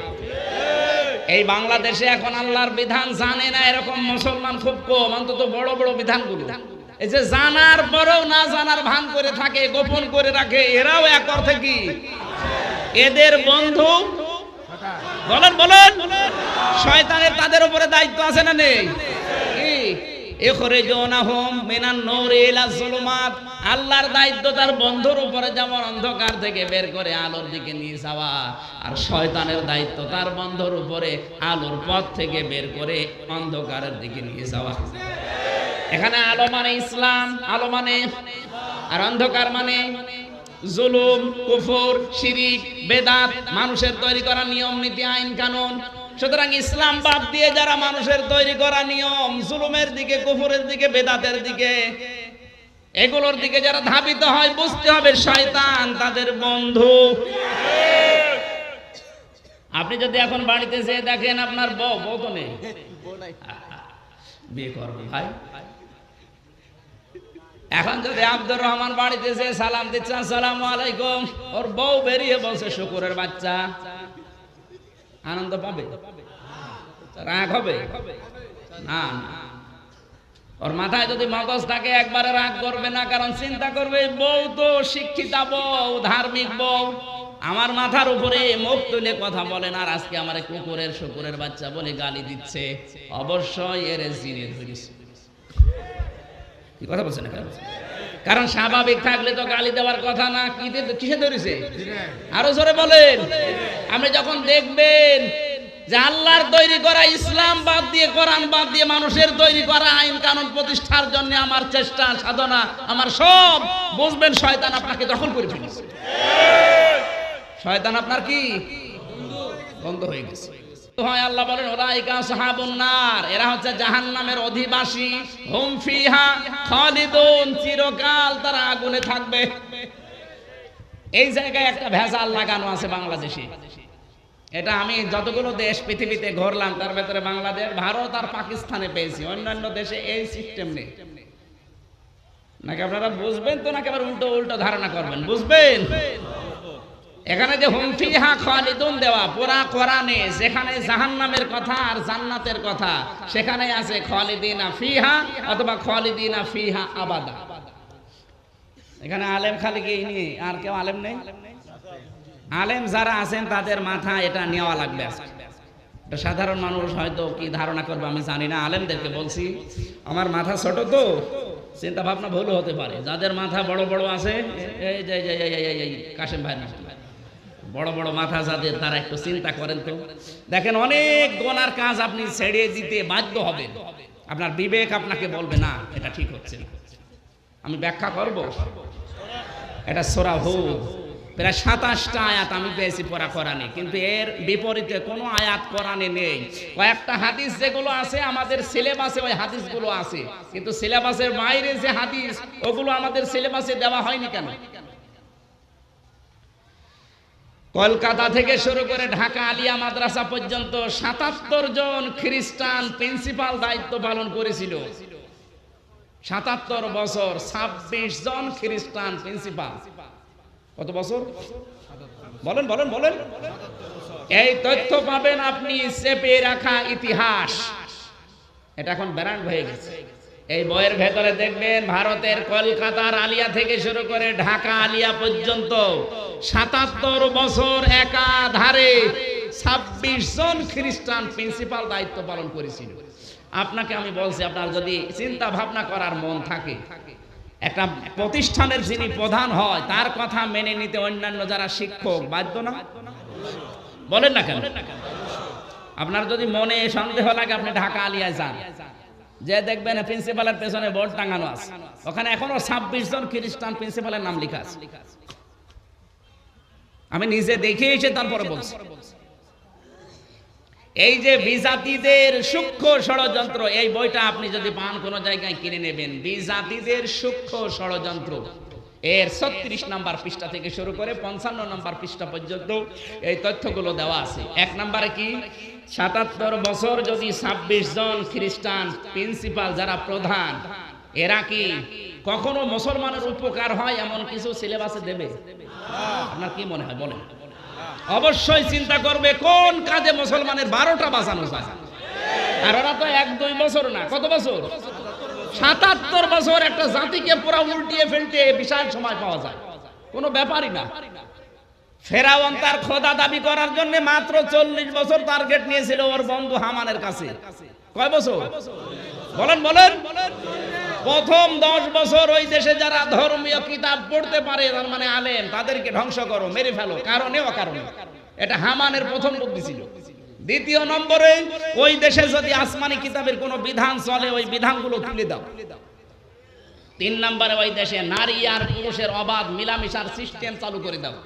একাধারে 10 বছর। একাধারে যদি 10 বছর তৈরি হয়, তাহলে আনুষ্কা, এই জিহানের মতো, বাবা শাহজালাল, সব হালাল। এভাবে চলতে থাকলে 10 বছরে শিক্ষা ব্যবস্থায় যদি শারীরিক শিক্ষা নামে যে বইটা এখন ক্লাস 8-এ পড়াচ্ছে, ওটা আমার মনে হয় আমি বাবা হয়ে আমার মেয়েকে পড়াতে পারবো না। শারীরিক শিক্ষা নামে যে বইটা এখন পড়ানো হচ্ছে ক্লাস 8-এ, এটা পড়ানো সম্ভব না কোনো বাবা যদি ক্লাসের শিক্ষক হয়। এমন এমন নিকৃষ্ট কথা ওর ভেতরে লেখা আছে। এই দিহানকে যদি এখন বিচারক প্রশ্ন করে, এই বেটা এই আনুষ্কা নামে এই অপ্রাপ্ত বয়স্ক এই মেয়েটাকে ধর্ষণ করলি কোন কায়দায়, ও বলবে এ দোষ আমার না, এ দোষ হচ্ছে শিক্ষামন্ত্রী। কারণ আমি পড়ে এসেছি, পড়াটা আমি বাস্তবে দেখালাম। ওখানে লেখা ছিল যে নারী পুরুষ যদি প্রাপ্তবয়স্ক হওয়ার পরে তারা নিজেরা মন মতো সম্পর্ক তৈরি করে, যৌন সম্পর্কে, এতে দোষের কিছু নেই। তা আমি পড়ে এসেছি, ওইটা এখন বাস্তবে কাজে লাগালাম, এ দোষ আমার না, এ দোষ শিক্ষামন্ত্রী। এভাবে নারী পুরুষের চাকরি বাকরি ব্যবসা বাণিজ্য সব অবাধে চালু করে দিন, 10টা বছর দেখবেন হাজার হাজার যারো সন্তান তৈরি হবে। ওরা আপনার দেশে কমপক্ষে 12,000 তৈরি হবে। বাকি 12,000 এগুলো যারা তৈরি হচ্ছে, বাকি 10 বছরে এদেরকে আপনি কাজে লাগাবেন। যারা অবৈধ সন্তান তাদের 9টা কর্মসূচি হয়। যারা অবৈধ সন্তান দুনিয়াতে তাদের কি বলে বদ অভ্যাস, কি বলে বলেন বলেন, যারা অবৈধ সন্তান দুনিয়ায় তাদের বদ অভ্যাস হচ্ছে, খাসলত হচ্ছে 9টা। এটা পাবেন সূরা নম্বরে কলমে, সূরা কলম 29 নম্বর পারা 4 নম্বর পৃষ্ঠা 13 নম্বর আয়াত থেকে 19 নম্বর আয়াত পর্যন্ত আছে। যারা অবৈধ সন্তান দুনিয়ায় তাদের কর্মসূচি, তাদের বদ অভ্যাস, তাদের আর কি বলে গোনা বলি যাই বলেন, তাদের বদ অভ্যাস হচ্ছে 9টা। তার প্রথম নম্বরে উতুল্লিম বাদা যালিকা জানিম, তার বদ মেজাজি হয়। কি হয় বলেন বলেন? এই জানিম শব্দের অর্থ আবার 3টা হয়। 1 নম্বরে বদ মেজাজি, 2 নম্বরে খিটখিটে, 3 নম্বরে হচ্ছে যারো সন্তান। এই যে আপনি 10 বছর একাধারে নারী পুরুষের একেবারে অবাধ মিলামেশার মাধ্যমে যে সন্তানগুলো উপহার পাবেন, এইগুলোতে আপনি দেশের কাজে লাগাবেন। ওগুলোর দ্বারা ওদের যে কর্মসূচি, ওরা প্রথমেই নবীকে গালি দেবে। আজ আমরা এটাই দেখতে পাচ্ছি, যদিও এই দেশে না, সব ইন্ডিয়ায়, এই দেশে না। 40 বছরে যদি ও খোদা পর্যন্ত দাবি করার জন্য মাত্র 40টা বছর কাছে লাগাতে পারে, 77 বছর ওরা আঙ্গুল চষেনি, ওরা অবশ্যই কিছু ঢুকিয়েছে আমাদের সিলেবাসে। আর মৌলিক কথাগুলো আমরা এখন পাচ্ছি না। যে সমস্ত হাদিসগুলো কোরআনের আয়াতের সাথে মেলে, ওই হাদিসগুলো আমাদের সিলেবাসে নেই। আমিও কামেল করেছি ডবল, আমি অনার্স মাস্টার্স করেছি, কই ওর ভেতরে পাইনি। বাকি যেগুলো পেয়েছি সব সিলেবাসের বাইরে। এখানে সিলেবাস ভুক্ত আলেম যারা আছে তারা পাবে না। আমি যেটা বলছি আপনি যদি উল্টাতে পারেন দলিল দিয়ে, আমি মেনে নেব। গাছ জোরে ছেলে নিয়ে চলে যাবেন, আমার শরীরে শক্তি নেই বলে না, আপনাকে দলিল দেওয়া লাগবে। আমি এবার মিলাচ্ছি 27টা আয়াত, আপনি লিখে নিন। নাকি আলোচনা এখানে সমস্যা হবে? বুঝতে হবে, না বুঝলে আমি বলবো না, বুঝবেন তো? প্রথমেই বলছে সূরা জুমার, সূরা জুমার, এটা ভালো করে লেখেন তো। সূরা জুমার 23 নম্বর পারা 19 নম্বর পৃষ্ঠা 10 নম্বর লাইনের 20 নম্বর আয়াত। লিখেছে? রেকর্ড করে, ঠিক আছে। আল্লাহ পাক বলেন, আফামান হাক্কা আলাইহি কালিমাতুল আযাব আফা আনতা তুনকিযু মান ফিন্নার। না, আপনারা শুনছেন না, আরো একটি ভাবা লাগবে। এদিকে তাকান। আফামান হাক্কা আলাইহি কালিমাতুল আযাব আফা আনতা তুনকিযু মান ফিন্নার। হে নবী, যার উপরে আল্লাহর দণ্ডাদেশ কায়েম হয়ে গেছে, আপনি কি পারবেন তাকে আগুন থেকে বের করে নিয়ে আসতে? কে বলছেন? বলেন বলেন, কাকে? আফা আনতা, আপনি কি পারবেন? তুনকিযু মান ফিন্নার, জাহান্নামের আগুন থেকে লোকটাকে বের করে নিয়ে আসতে? তার মানে আপনিও পারবেন না, কারণ মাঝখানে ফা আছে। আফা আনতা কি আছে? ফা ব্যবহার হয় 19টা অর্থে। এর আগের শব্দ পরের শব্দ কি আছে এটা আপনাকে জানা লাগবে। আমার মনে হয় এটা সেমিনার হলে আরো ভালো হতো। এখানে 12 বাপের 13 ছেলে বসে আছে, এই উল্টো পাল্টা বলছে। আপনার এখানে যে ধারণাটা আমি দিতে চাচ্ছি, কোন বেঈমানের জন্য, বিশেষ করে যাদের ঈমান নেই, ইহুদি খ্রিস্টান হিন্দু মুশরিক বৌদ্ধ, এদের জন্য কি এই আয়াত নবীজিকে আল্লাহ বলতে পারেন যে আপনি কি ওদেরকে বের করতে পারবেন? কারণ হিন্দু খ্রিস্টান বৌদ্ধ জাহান্নামে গেলে বের হবে না, এটা আমরা সবাই জানি। আর এদের জন্য অন্তত নবীকে আল্লাহ এ প্রশ্ন করতে বলেন না কেন? এ প্রশ্ন তো আল্লাহ করবে নবীর উম্মতের জন্য, যে যাকে আল্লাহ বিচার আচার করে দণ্ডাদেশ দিয়ে ফাইনাল পাঠিয়ে দিয়েছে, হে নবী আপনি পারবেন তাকে বের করে নিয়ে আসতে? কিয়ামতে বিচার হবে কয়টা? বিচার একবার করে দেওয়ার পরে আবার কিছুদিন পরে বিচার করবে নাকি? এটা কেমন হয়ে যাচ্ছে না? এবার দ্বিতীয় দলিল বলছি সূরা হুদ। আমি শুধু থিওরি গুলো বলবো, গলা ভেঙে যাচ্ছে মানে মাইক ভালো না নাকি? সূরা হুদ 12 নাম্বার পারা, 12 নাম্বার পৃষ্ঠা, অন্তত 8 নাম্বার লাইনে আছে 105, 6, 7, 8, 107 আর 8 এই দুইটা আয়াত দেখবেন। আল্লাহ পাক বলেন ফাম্মাল্লাযিনা শাকু ফাফিন্নার, বুঝতেছেন? ফাম্মাল্লাযিনা শাকু ফাফিন্নার, এ দুনিয়াতে কোনো মানুষ যদি হতভাগ্য হয়ে বিদায় নেয়, দুর্ভাগা হয়ে, আল্লাহ তাকে আগুনে দেবে। কোথায় দেবে? খালিদিনা ফিহা, লোকটা চিরকাল থাকবে। মা দামাতিস সামাওয়াতু ওয়াল আরদ, এই চিরকাল মানে কতদিন? আসমান আর জমিন যতদিন বিদ্যমান থাকে। এটা একটা আরবি ফ্রেজ। আপনি আলেম না? আরবি ফ্রেজ বোঝেন? এই যে খালিদিনা ফিহা মা দামাতিস সামাওয়াতু ওয়াল আরদ, ইংরেজি ফ্রেজ হয় না, বাংলা ফ্রেজ হয় না, এটা আরবি ফ্রেজ। এর এক কথায় অর্থ হচ্ছে চিরকাল। আসমান আর জমিন যতদিন বিদ্যমান থাকে, এটার বাংলা অর্থ এক কথায় প্রকাশ করলে কি হবে? সবাই বলে। এখানে বুঝলাম কি, যারা হতভাগ্য, যারা দুর্ভাগা, এরা যদি মারা যায়, এদেরকে আল্লাহ আগুনে দেবে। এরা কতদিন থাকবে? এই চিরকাল বলার পরে যে শব্দটা আল্লাহ দিয়েছেন, এইটা নিয়ে আমরা ভেজাল বানিয়েছি। কি সেটা? ইল্লা মাশা রব্বুকা, যদি তোমার রব চায় তবে ভিন্ন কথা। তার মানে আল্লাহ চাইলে জাহান্নাম থেকে বের করে দিলেও, কথা বলে না কেন? আল্লাহ চাইলে জাহান্নাম থেকে বের করে দিলেও, কারণ কি? ইন্না রাব্বাকা ফাআলুল লিমা ইউরিদ, কারণ তোমার রব যা ইচ্ছা তাই করতে। এ পর্যন্ত কিন্তু আল্লাহ শেষ করে দেন। আলেমদেরকে বলছে আমার চিন্তা ভাবনায় ভুল হতে পারে, গবেষণায় ভুল হলে একটা সওয়াব হয়, আর যদি সঠিক হয় তাহলে ডবল সওয়াব হয়। আমার চিন্তা ভাবনা ভুল হতে পারে, যদি আপনার চিন্তা ভাবনা আরো উন্নত হয় আপনি চিন্তা করেন। কারণ কোরআন শরীফ কারো বাবার না, আফালা ইয়াতাদাব্বারুন আল কোরআন, কোরআন শরীফ নিয়ে চিন্তা ভাবনা করো। কে বলছেন? বলেন বলেন। সূরা হুদ 107 নম্বর আয়াতটা গেল। যা যা বলেছি আপনার মনে রাখা লাগবে। এবার 8 নম্বর আয়াত, ওখানে ছিল কি? খালিদিনা ফিহা মা দামাতিস সামাওয়াতু ওয়াল আরদ ইল্লা মা শা রাব্বুকা। ঠিক আছে তো? এবার 8 নম্বর আয়াত কি? ওয়া আম্মাল্লাযিনা সুইদু ফাফিল জান্নাহ, কোন মানুষ যদি কি ভাগ্যবান, কোন মানুষ যদি ভাগ্যবান হয়ে সৌভাগ্যশালী হয়ে মারা যায়, আল্লাহ তাকে জান্নাতে দেবে। কোথায় দেবে? খালিদিনা ফিহা, সে চিরকাল থাকবে। এ চিরকাল মানে কতদিন? মা দামাতিস সামাওয়াতু ওয়াল আরদ, আসমান আর জমিন যতদিন বিদ্যমান থাকে। এক কথায় প্রকাশ? আরে জবাব দেন না কেন? এক কথায় প্রকাশ। আগে যে জাহান্নামের আয়াতের পরে যে শব্দ, জান্নাতের আয়াতের পরে শব্দ কম বেশি আছে? বলেন বলেন। ওখানেও আছে কি? খালিদিনা ফিহা, এখানেও আছে খালিদিনা ফিহা। ওখানে অর্থ যদি করেন চিরকাল, এখানে অর্থ, ওখানে মা দামাতিস সামাওয়াতু ওয়াল আরদ, আসমান জমিন যতদিন বিদ্যমান থাকে। এই আয়াতেও আছে মা দামাতিস সামাওয়াতু ওয়াল আরদ, আসমান জমিন যতদিন। তাহলে আগেরটার অর্থ এক কথায় প্রকাশ চিরকাল, পরেরটা আগেরটা আছে ইল্লা মা শা রাব্বুকা, যদি রব চায় তবে বের করে দিতে পারে। কথা বলে না কেন? তাহলে জান্নাতের ক্ষেত্রেও এই একই শব্দ আছে, ইল্লা মা শা রাব্বুকা, যদি তোমার রব চায় বের করে দিতে পারে।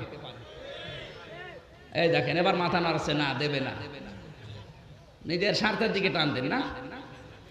আপনি জাহান্নামীদের ক্ষেত্রে বলছেন যে ওদেরকে আল্লাহ চাইলে বের করে দিতে পারে, তাহলে জান্নাতের ক্ষেত্রে শব্দ এক, অক্ষর এক, জের জবর এক, অর্থ আপনি এইভাবে করা লাগবে, আল্লাহ চাইলে বের করে দিতে পারে। আর আল্লাহ চাইলে বের করে দিতে পারে, এটা কিন্তু কোরআনের আয়াতের সাথে মেলে না। আল্লাহ যে চাইলে বের করে দিতে পারে, এটা কোরআনের সূরা কাহফের সাথে মেলে না। কাহফে আছে খালিদিনা ফিহা লা ইয়াবগুনা আনহা হিওয়ালা। আল্লাহ বলেন জান্নাতে যদি আমি একবার দেই, ওকে বের করে দেব না, ও বের হতেও চাইবে না। সূরা কাহফের 108 নম্বর আয়াতের সাথে ওই আয়াতের মিল নেই আছে। মানে আপনি ওখানে অর্থ করছেন যে আল্লাহ চাইলে জান্নাত থেকে জাহান্নাম থেকে বের করে দিতে, এখানে মিলছে না।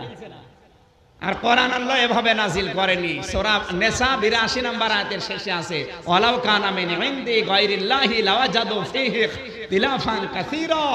হে নবী, এটা যদি আমি আল্লাহ বাদে অন্য কেউ নাজিল করতো তাহলে আপনি দেখতেন একটার সাথে আরেকটার মিল নেই।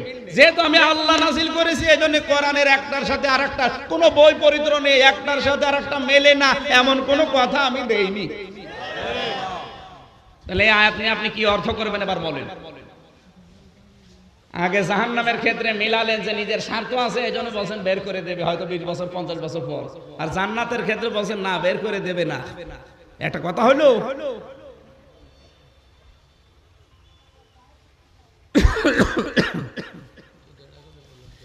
এখন তো 27টা বলতে গেলে তো আরো অনেক সময় 11টা বাজে। জনগণকে ক্লিয়ার করার জন্য আজকে আমি বসেছি। ক্লিয়ার না হলে আমিও যাচ্ছি না, ক্লিয়ার না হলে সত্যি আমিও যাব না। ক্লিয়ার আজকে করাই লাগবে। আমি যেটা এখান থেকে শিক্ষা দিতে চাই, আপনি যদি আনন্দ চিত্তে ইচ্ছা করে কোনো চাপ নেই আগ্রহ নিয়ে আরো আনন্দে কোনো কবিরা গুনাহ শিরিক বেদাত কুফরি এগুলো আনন্দে করেন, কোনো চাপ নেই, আনন্দ চিত্তে করছেন, কোনো চাপ নেই, ইচ্ছা করে সময় ছিল তাওবা করার, তাওবা করেননি, অনুতপ্ত হননি, অনুশোচনা করেননি, ফিরে আসবেন ফিরেও আসেননি, যার কাছে অপরাধ করেছিলেন তার কাছে আপনি ক্ষমাও চাননি, এই অবস্থায় মারা গেলেন। আপনাকে আল্লাহ জাহান্নামে দিয়ে 2 বছর পরে বের করে নিয়ে আসবে। আল্লাহ কি ইয়ার কি মারবে নাকি? আর এই বিশ্বাসটা থাকার কারণে আজ আমরা অনেকে গোনা ছাড়তে পারি না, মনে করি যা হয় হবে। 5 বছর না জেলখানায় থাকলাম, বের যখন হব তখন আবার হাউজে কাউসার থেকে গোসল করে আগের আমির হামজা আবার আমির হামজা হয়ে যাব। এই কারণেই তো মানুষ অন্যায় ছাড়ে না। বলেন বলেন, যদি আমরা এভাবে বোঝাতে পারতাম, তুমি যদি অন্যায় ইচ্ছাকৃত ভাবে আনন্দ চিত্রে কোনো চাপ নেই করতেই থাকো, মানুষের অধিকার নষ্ট করা, আর এই অবস্থায় যদি তওবা না করে অনুশোচনা না করে অনুতপ্ত না হয়ে মারা যাও, আল্লাহ যদি জাহান্নামে দেয় আল্লাহ কিন্তু আর বের করবে না। ও চিন্তা করতো মরণ কখন চলে আসে মরণ বলা যায় না, সুতরাং পরিবর্তন হওয়া লাগবে এখন। আমরা আজ বোঝাতে অক্ষম হয়ে গেছি, আমরা বোঝাতে পারিনি, আমরা আরো সাহস দেই, মানুষ গোনা করার জন্য আরো সাহস পায়। আমি আবার বলছি, চিন্তা ভাবনায় গবেষণায় ভুল হতে পারে, আপনি একটু চিন্তা ভাবনা আর একটু বেশি করেন, দেখেন তো কিছু পান কিনা এখান থেকে।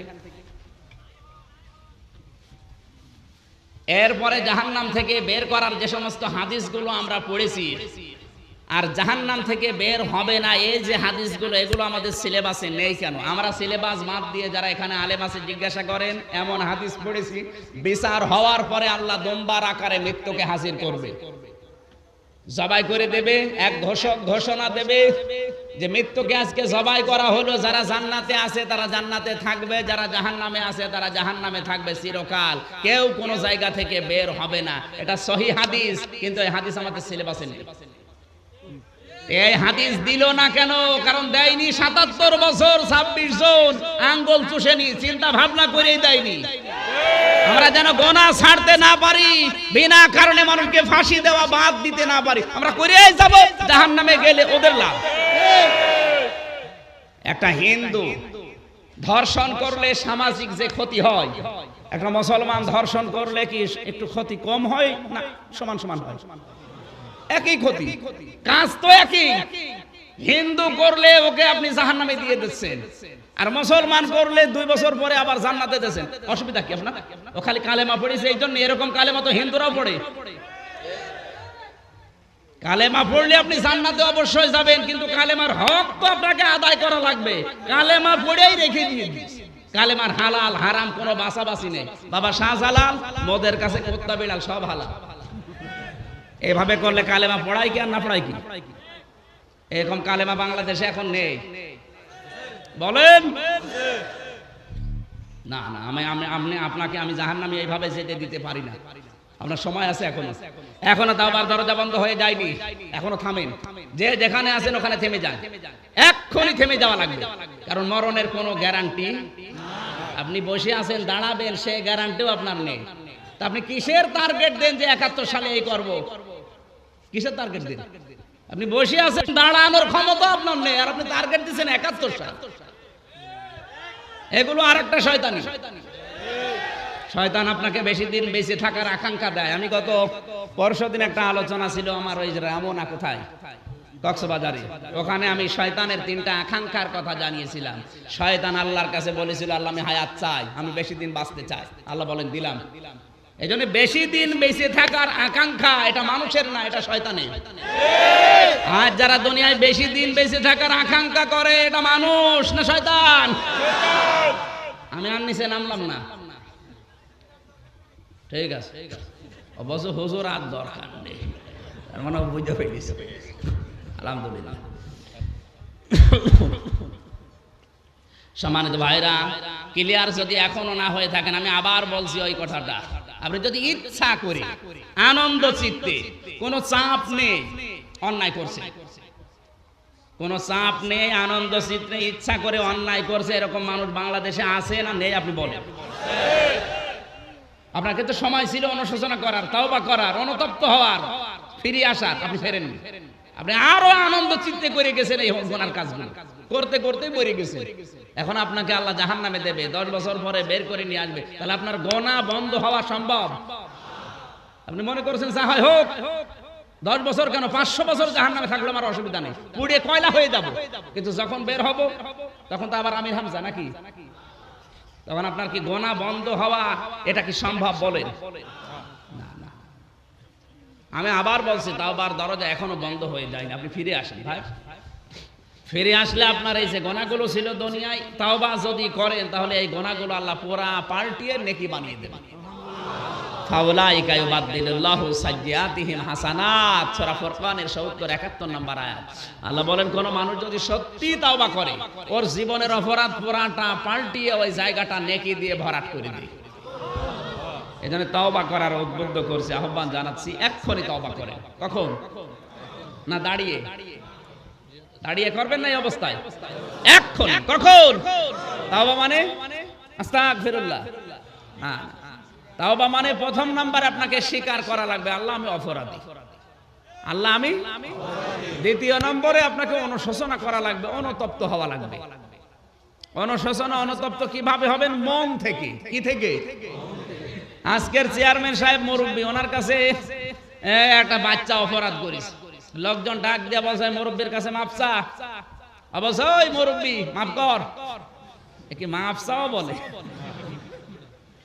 আপনাকে অনুশোচনা করা লাগবে, অনুতপ্ত হওয়া লাগবে, তাও মন থেকে, যে অন্তত চেয়ারম্যান সাহেব মুরব্বী আমার ভুল হয়ে গেছে, আমার মাফ করেন, জীবনে আমি আর করবো না। এরকম করলে মাফ করবে না? আর যদি ওখান থেকে আঙ্গুল দিলে বলে ওই মুরব্বী মাফ করবি নাকি করবি, এটা মন থেকে না। আপনাকে তওবা করতে হলে প্রথমে স্বীকার করা লাগবে যে আমি অপরাধী, আমি মানুষের অধিকার নষ্ট করেছি, আমি বলেন না কেন? কিন্তু আপনার তো ওই অনুশোচনা আসে না, আর আপনার বৃদ্ধি বাড়ে, আপনার আরো বৃদ্ধি বাড়ে। এই যে বৃদ্ধি বাড়ে, এটা কোনো মানুষের না, এটা শয়তানের। শয়তান অপরাধ করার পরে অনুশোচনা করে নাই, স্বীকারও করে নাই, ওর বৃদ্ধি আরো বেড়েছে। কিন্তু আদম নবী অনুশোচনা করেছিল, অনুতপ্ত হয়েছিল, আর বারবার বলেছে রব্বানা যালামনা আনফুসানা ওয়া ইল্লাম তাগফির লানা ওয়া তারহামনা লানাকুনান্না মিনাল খাসিরিন। হে আল্লাহ, আমার ভুল হয়ে গেছে, আমি জুলুম করে ফেলেছি, তুমি ছাড়া আমার আর কেউ নেই, তুমি যদি ক্ষমা না করো আমি ক্ষতিগ্রস্ত হয়ে যাব। আল্লাহ পাক আদম নবীর এই অনুশোচনা, এই স্বীকৃতি দেখে তাকে মাফ করে দিয়েছে। আর শয়তান অনুশোচনাও করে না, স্বীকারও করে না, আর আর্গুমেন্ট পেশ করেছে। আল্লাহকেও বিজ্ঞান শিখিয়েছে যে আমার ভেতরে ক্ষমতা আছে, আমি চালিয়ে দিতে পারি, কিন্তু মাটির ভেতরে কিচ্ছু নেই, ও আজ 11 বছর ক্ষমতার বাইরে।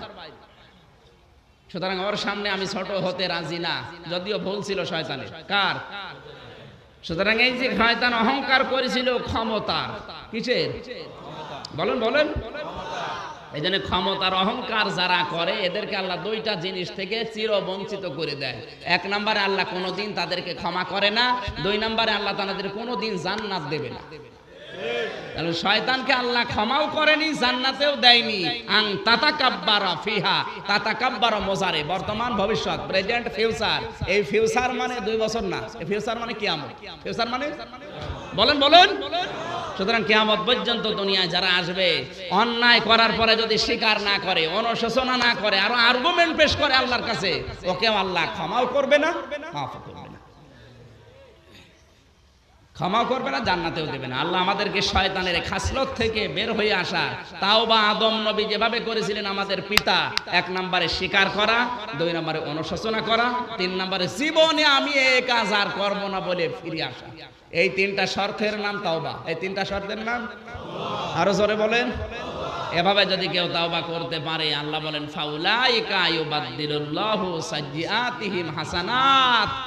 সাইয়্যাত বহু বছর, হাসানাত বহু বছর। ইউবাদদিল মুজারে, বর্তমান ভবিষ্যৎ, প্রেজেন্ট ফিউচার। আল্লাহ বলেন এখন আমি পরিবর্তন করছি, ভবিষ্যতেও করব। কিয়ামত পর্যন্ত যত মানুষ আসবে সবাই যদি সত্যি তওবা করে, ওর জীবনের অপরাধ মাফ করে দিয়ে বাকি জায়গাটা নেকি দিয়ে পাল্টিয়ে দেবে। আল্লাহ যেন ওই তওবা করার তৌফিক আমাদেরকে দান করেন, জোরে বলেন আমিন। কালেমা পড়লেই আপনি জান্নাত পাবেন, ঠিক আছে। আপনাকে আল্লাহ জাহান্নামে দেওয়ার কোনো দরকার নেই।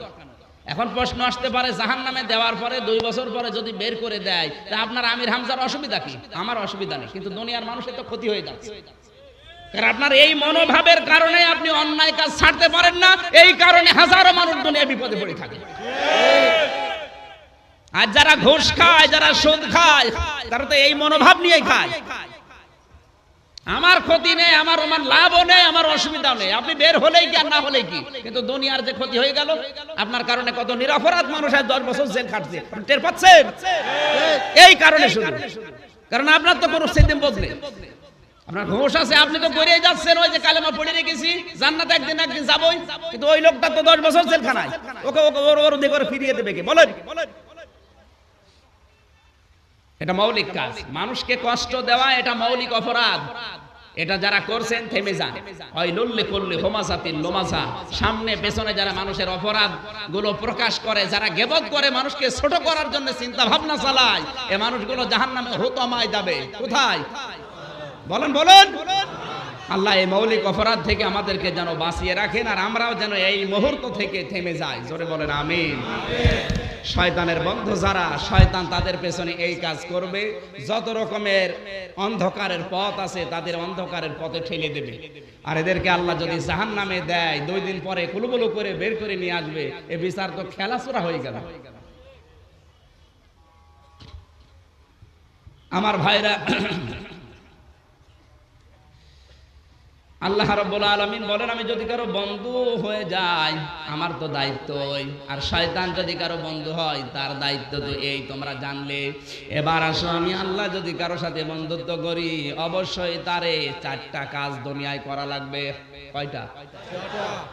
আমি আল্লাহ যদি কারো বন্ধু হয় তাহলে তাকে 4টা কাজ করা লাগবে। 1 নম্বরে আমি যে চিঠি পাঠিয়েছি, আল্লাযীনা আতাইনাহুমুল কিতাবা ইয়াতলুনাহু হাক্কা তিলাওয়াতি উলাইকা ইউমিনুনা বিহি ওয়া মান ইয়াকফুর বিহি ফাউলাইকা হুমুল খাসিরুন। সূরা বাকারার 121 নম্বর আয়াতে আছে, আল্লাহ পাক বলেন যাদেরকে আমি কিতাব দিয়েছি, আমার এই চিঠি, এই কোরআন, তারা হক আদায় করে তেলাওয়াত করে। আর হক আদায় করে তেলাওয়াত করার অর্থ 4টা। কয়টা? আরো জোরে। আল্লাহর সাথে বন্ধুত্ব করার শর্ত এই 4টা। 1 নম্বরে তার এই চিঠি কোরআন আপনাকে পড়তে হবে শুদ্ধভাবে। 2 নম্বরে এটা পড়লেই হবে না, বুঝতে হবে। 3 নম্বরে শুধু বুঝলেই হবে না, এখান থেকে যে জ্ঞান পাবেন এই জ্ঞানের উপরে আপনার প্র্যাকটিক্যাল লাইফে, বাস্তব জীবনে কাজ করে দেখাতে হবে। 4 নম্বরে শুধু এতটুকুই না, এটা যেন মানুষ মানতে পারে সেই পরিবেশ তৈরি করে দেওয়া লাগবে। আল্লামা শফি মারা গেছেন, মরহুম মাওলানা আল্লামা শফি। উনি যতদিন আল্লাহর এই কোরআন পড়েছে কোন শত্রু ওনার বাংলাদেশে ছিল না। যতদিন বুঝেছে শত্রু ছিল না, যতদিন মানুষকে বুঝিয়েছে শত্রু ছিল না, যতদিন নিজে আমল করেছে শত্রু ছিল না। কিন্তু যখনই বলেছে এই যা জ্ঞান পেলাম, এই জ্ঞানের বাইরে কোনো কাজ হলে হতে দেব না। উনি যে জ্ঞান পেয়েছিলেন তার ভেতরে এটা ছিল, আল্লাযীনা ইউযুনা রাসূলাল্লাহি লাহুম আযাবুন আলীম, যারা রাসূলকে কষ্ট দেয় তারা তাদের উপরে আল্লাহর ভয়ঙ্কর শাস্তি আল্লাহ পাঠাবে। সুতরাং আমি জ্ঞান পেয়েছি, নিজে কষ্ট রাসূলকে দেব না, কাউকে দিতেও দেব না। এ কথা বলে যখনই গেছেন শাপলা চত্বরে তখনই মার খেয়েছে। ইমাম আবু হানিফা যতদিন কোরআন পড়েছে অসুবিধা নেই, বুঝেছে অসুবিধা নেই, যখনই উনি আমল করেছে অসুবিধা ছিল না। যখন বলেছে না এই কোরআন আমি সমাজের মানুষকে মানাতে চাই, তখনই 8 বছর জেলখানা ছিল। ইমাম আহমদ ইবনে হাম্বল একই অবস্থা, ইমাম বুখারী একই অবস্থা, মুজাদ্দিদ আল-ফেসানি একই অবস্থা। এখনো আজ যারা পৃথিবীর ময়দানে কোরআন পড়ে বোঝে আমল করে অসুবিধা নেই, যখনই কোরআনের পাখির মতো বলে যে আমি এটা মানাতে চাই তখনই জেলখানা বরাতে হয়। ওনারা তো এইভাবে তেলাওয়াত করেছে, হাক্কা তিলাওয়াতি, এইভাবে বুঝেছে তারা। আপনি ওইভাবে বোঝেন না, এই জন্য উল্টা ধারণা করেন। আপনি যদি বুঝতেন এটা মানুষ যেন মানতে পারে সেই পরিবেশ তৈরি করে দেওয়া লাগবে, আপনাকেও 8 থেকে 10 বছর জেলে থাকা লাগতে পারে। আল্লাহর বন্ধুত্বের শর্ত কয়টা? আরো জোরে বলেন। দ্বিতীয় নাম্বার শব্দ হচ্ছে রাসূলুহু, আমার রাসূল তোমাদের বন্ধু। আমার রাসূল যদি কারো বন্ধু হয় তাহলে তাকে 4টা কর্মসূচি হাতে নেওয়া লাগবে। কয়টা? 1 নম্বরে ইয়াতলুনাহু, না না, আমি আয়াতের ব্যাখ্যাটা পুরো এখনো বলিনি। যারা হক আদায় করে তেলাওয়াত করে, হক আদায় করার অর্থ কয়টা? বলেন বলেন। এই 4টা হক আদায় করে যারা তেলাওয়াত করে, উলাইকা ইউমিনুনা বি, আল্লাহ বলেন এরাই শুধুমাত্র কোরআন বিশ্বাস করে। ওমা ইয়াকফুর বিহি, যারা এই 4টা হক আদায় করে পড়ে না, শুধু সওয়াবের নিয়তে পড়ে যাচ্ছে, এটা বোঝার কোনো মন মানসিকতা নেই, আমল করবে সেরকম মনও নেই, মানুষকে আমল করাবে সেরকম কোনো মনও নেই, ওই মানুষগুলো আমার কোরআন বিশ্বাস করে না। ফাউলাইকা হুমুল খাসিরুন, এরা ক্ষতিগ্রস্ত হবে আখিরাতে। জোরে বলেন নাউজুবিল্লাহ। এই আয়াতের যে অর্থ বললাম, আপনি মিলান তো, বাংলাদেশে কোরআন বিশ্বাস করা মানুষ কম না বেশি? কারণ হক আদায় করে তেলাওয়াতের 4টা অর্থ হয়, আমাদের একটা হয়তো আছে, বাকি 3টা নেই। কথা বলেন না কেন? দ্বিতীয় শব্দের ভেতরে আমরা অধিকাংশ মানুষ পড়ে যায়, ওমা ইয়াকফুর বিহি, যারা এই 4টা হক আদায় করে তেলাওয়াত করে না, এরা আমার কোরআন বিশ্বাস, এরা আমার কোরআন বিশ্বাস। কোরআন বিশ্বাস না করলে জান্নাত যাওয়ার আশাও করা। তাহলে আল্লাহ আমাদের বন্ধু হওয়ার জন্য যেগুলো দিলেন একটাও মিলছে না। দ্বিতীয় নম্বর শব্দটা খুব কঠিন। রাসূলকে যদি আপনি বন্ধু না পান, আপনার নিজের ইবাদত দিয়ে আমল দিয়ে আপনি জান্নাত পাওয়ার আশাও করতে পারেন না। রাসূলের সুপারিশ মাস্ট বি, লাগবে। আর উনি সুপারিশ করবে শুধু তার বন্ধুদের জন্য। কার জন্য? রাসূলের বন্ধু হওয়ার শর্ত কয়টা? সবাই বলেন। এরকম আয়াত কোরআনে আল্লাহ 4 জায়গায় দিয়েছেন। সূরা বাকারার 129 নম্বর আয়াত, সূরা বাকারার 151 নম্বর আয়াত, সূরা আলে ইমরানের 164 নম্বর আয়াত, সূরা জুমার 2 নম্বর আয়াত। 4 আয়াতে একই কথা আছে। যারা নবী, যারা রাসূল, তাদের কর্মসূচি 4টা। 1 নম্বরে ইয়াতলুনা কামা আরসালনা ফীকুম রাসূলাম মিনকুম ইয়াতলু আলাইকুম আয়াতিনা, তারা আমার আয়াত তেলাওয়াত করতো তোমাদের সামনে। কার আয়াত? আয়াত মানে না, আয়াত মানে শুধু কোরআন। আয়াতিনা বহু বচন আছে। এ আকাশ, এ আয়াত, এ আয়াত কার? আকাশ আয়াত কার? এ আকাশ আল্লাহর নিদর্শন না? এই যে সাগর আপনাদের পাশে, বিশাল সাগর, আয়াত নিদর্শন কার? আয়াত মানে নিদর্শন, আয়াত মানে ওয়াল আসরি, আসরের কসম। আসর মানে ইতিহাস, আসর মানে, তাহলে ইতিহাস যেগুলো আছে এগুলো কিন্তু আল্লাহর আয়াত। তাহলে শুধু কোরআন শরীফ পড়ে তেলাওয়াত করে শোনাবে এটা নবীদের কাজ শুধু না। এই পৃথিবীতে বড় বড় ইতিহাস যেগুলো ঘটে গেছে, ওই ইতিহাসগুলো আপনি আপনার উম্মতদেরকে শোনান। বিভিন্ন ইতিহাসের কথা কোরআনে আছে না? তাহলে আমাদের দাওয়াতি কাজ হবে ইতিহাস স্মরণ করিয়ে দেওয়া। আমরা স্মরণ করাই, আমরা ইয়াজিদের ইতিহাস স্মরণ করাই, আমরা নমরুদের ইতিহাস স্মরণ করাই, ফেরাউনের ইতিহাস স্মরণ করাই মাঝে মাঝে। আমরা রাসূলের বন্ধু হওয়ার জন্য এগুলো করি। কিন্তু যারা বিরোধীতে আছে এরা ইতিহাসগুলো শোনার পরও না শোনার ভান করে থাকে। আপনি একটু মিলান তো, ইতিহাস লেখা হয় ঘটনা ঘটার আগে না পরে? আর উপন্যাস লেখা হয় ঘটনা ঘটার আগে না পরে? হ্যাঁ, উপন্যাস যারা লেখে দেখবেন আন্দাজে মনে যা কল্পনা আসে তাই লেখে। ওটা ঘটনা ঘটার পরে না আগে? আগে। কিন্তু ইতিহাস ঘটনা ঘটার আগে কেউ লেখে না, ঘটনা ঘটার পরে লেখে। কথা বলে না কেন? এই জন্য ইতিহাস হচ্ছে নীরব সাক্ষী। দুনিয়ার অনেক কিছু উলট পালট হতে পারে, কিন্তু ইতিহাস নীরব সাক্ষী আছে। আপনি যা করছেন ওটা কিন্তু থেকে যাচ্ছে। ইতিহাস ঘটনা ঘটার আগে লেখে? বলেন বলেন। ইয়াজিদের ইতিহাস ওই সময় কেউ লেখে নাই, কারবালের ইতিহাস ভয়ে, কিন্তু ইতিহাস লেখা হয়েছে অবশ্যই 10 বছর পরে হোক আর আগে। আগে আগে কখন? ইতিহাস যখন লেখা হয় তখন কি হয়? জালেমদেরকে আল্লাহ ইতিহাসের মাধ্যমে ঘৃণিত নিন্দিত করে দেয়, আর মাজলুমদেরকে আল্লাহ নন্দিত বিজিত করে মানুষের সামনে তুলে ধরে। এই ইতিহাসগুলো তেলাওয়াত করে করে মানুষকে শোনানো, এটা নবীওয়ালা কাজের প্রথম দফা। দ্বিতীয় নম্বরে সাকিহিম, পবিত্র করতে হবে।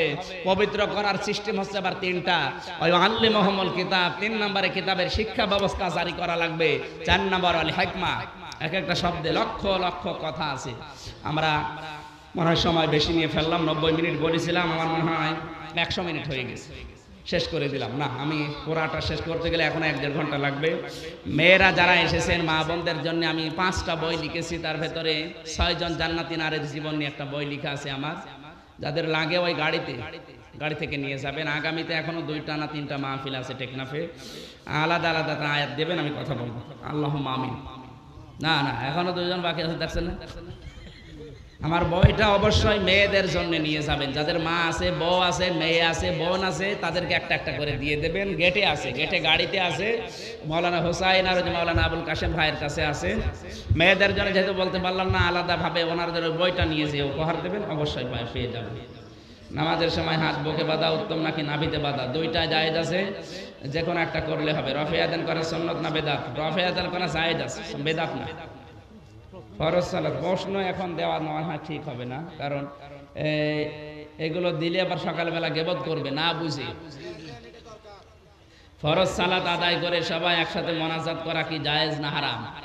এখন মোনাজাতের বিষয়টা আপনি সালাম ফিরিয়ে আল্লাহুম্মা আমিন না, আপনি সালাম ফিরিয়ে আস্তাগফিরুল্লাহ 3 বার, আল্লাহু আকবার 3 বার, আল্লাহুম্মা আনতাস সালাম ওয়া মিনকাস সালাম এটা 3 বার, এরপরে আয়াতুল কুরসি 1 বার, সুবহানাল্লাহ 33 বার, আলহামদুলিল্লাহ 33 বার, আল্লাহু আকবার 34 বার, লা ইলাহা ইল্লাল্লাহু ওয়াহদাহু লা শারীকা লাহু লাহুল মুলকু ওয়া লাহুল হামদু ইউহয়ি ওয়া ইউমীতু ওয়া হুয়া আলা কুল্লি শাইইন কাদির। এরকম প্রায় 13টা দোয়া আছে। এগুলো পড়ে আপনি আল্লাহর কাছে কিছু বলেন। এবার হাত তুলবেন না ছেড়ে দেবেন ওটা আপনার ব্যাপার, কিন্তু এগুলো পড়া লাগবে না। আল্লাহ আসসালামু আলাইকুম, আল্লাহুম্মা কি, আল্লাহুম্মা কি, আপনি তো কিছু বলবেন, তো কি, কিছুই তো বলেননি। এরপরে তাবিজ কবজ ঝোলানো কি যায়? তাবিজ ঝোলানো শিরিক। কে তাবিজ এলাকায় আছে নাকি? মৃত ব্যক্তির জন্য মেজবান করে খানা দান, আমি এই আলোচনা কতবার করব। মৃত ব্যক্তির পক্ষ থেকে যা করা হয় এটা হচ্ছে সাদকা, আর সাদকার মাল খাওয়া যায় এতিম মিসকিনের। আপনি 5000 মানুষ দাওয়াত দিয়েছেন, খানা করবেন বাবার খানা, যারা যাচ্ছে ওরা কি সব এতিম নাকি? আমাকে দাওয়াত দিয়েছেন, আমি এসেছি 5 আড়ো গাড়ি নিয়ে, আমি তো এতিম। চেয়ারম্যান এসেছে, উনি তো এতিম, আপনি খাওয়াচ্ছেন কাকে? ওগুলো যাদের দরকার তাদেরকে খাওয়ান। খানা করা হারাম না, খানা খাওয়ানো জায়েজ আছে, কিন্তু ওদের হক যাদের তাদের খাওয়াবে। এত প্রশ্ন এখনদের কেন? এখন আর হবে না, আমার এখনো 2টা মাহফিল আছে, ওখানে কথা বলবো, আমার গলা ভেঙে যাচ্ছে। ভাই আমি মাপ চাই, দোয়া চাই, আর দোয়া। এখন প্রধান অতিথি সভাপতি, আল্লাহুম্মা আমিন। ربنا آتنا في الدنيا حسنة وفي الآخرة حسنة وقنا عذاب النار وادخلنا الجنة مع الأبرار يا عزيز يا غفار يا رب العالمين। আল্লাহ তাআলা কাটাখালী হোসাইনিয়া যুব সমাজের উদ্যোগে 24 বছর একাধারে কোরআনের অনুষ্ঠান চলছে। ধারাবাহিকভাবে যারা এই আলোচনা আঞ্জাম দিয়েছে, অনেকে কবরে আছে, এদের কবরগুলো জান্নাত বানিয়ে দাও। যারা এখনো পর্যন্ত জীবিত থেকে কোরআনের অনুষ্ঠান চালিয়ে যাচ্ছে, তাদেরকে কবুল করে নাও। মাহফিলের সম্মানিত সভাপতি, প্রধান অতিথি, বিশেষ অতিথি সহ যত মানুষ এখানে আমিন আমিন করছে, আমার এই আলোচনাটা তাদেরকে অনুধাবন করে মানার তৌফিক দাও। মা বোনেরা পর্দার আড়ালে বসে আছে, খাদিজার মতো, আয়েশার মতো বানিয়ে দাও। আল্লাহ তাআলা বিশাল সাগর পাশে, সাগরের মহা বিপদ থেকে তুমি টেকনাফ কক্সবাজারকে বাঁচাও।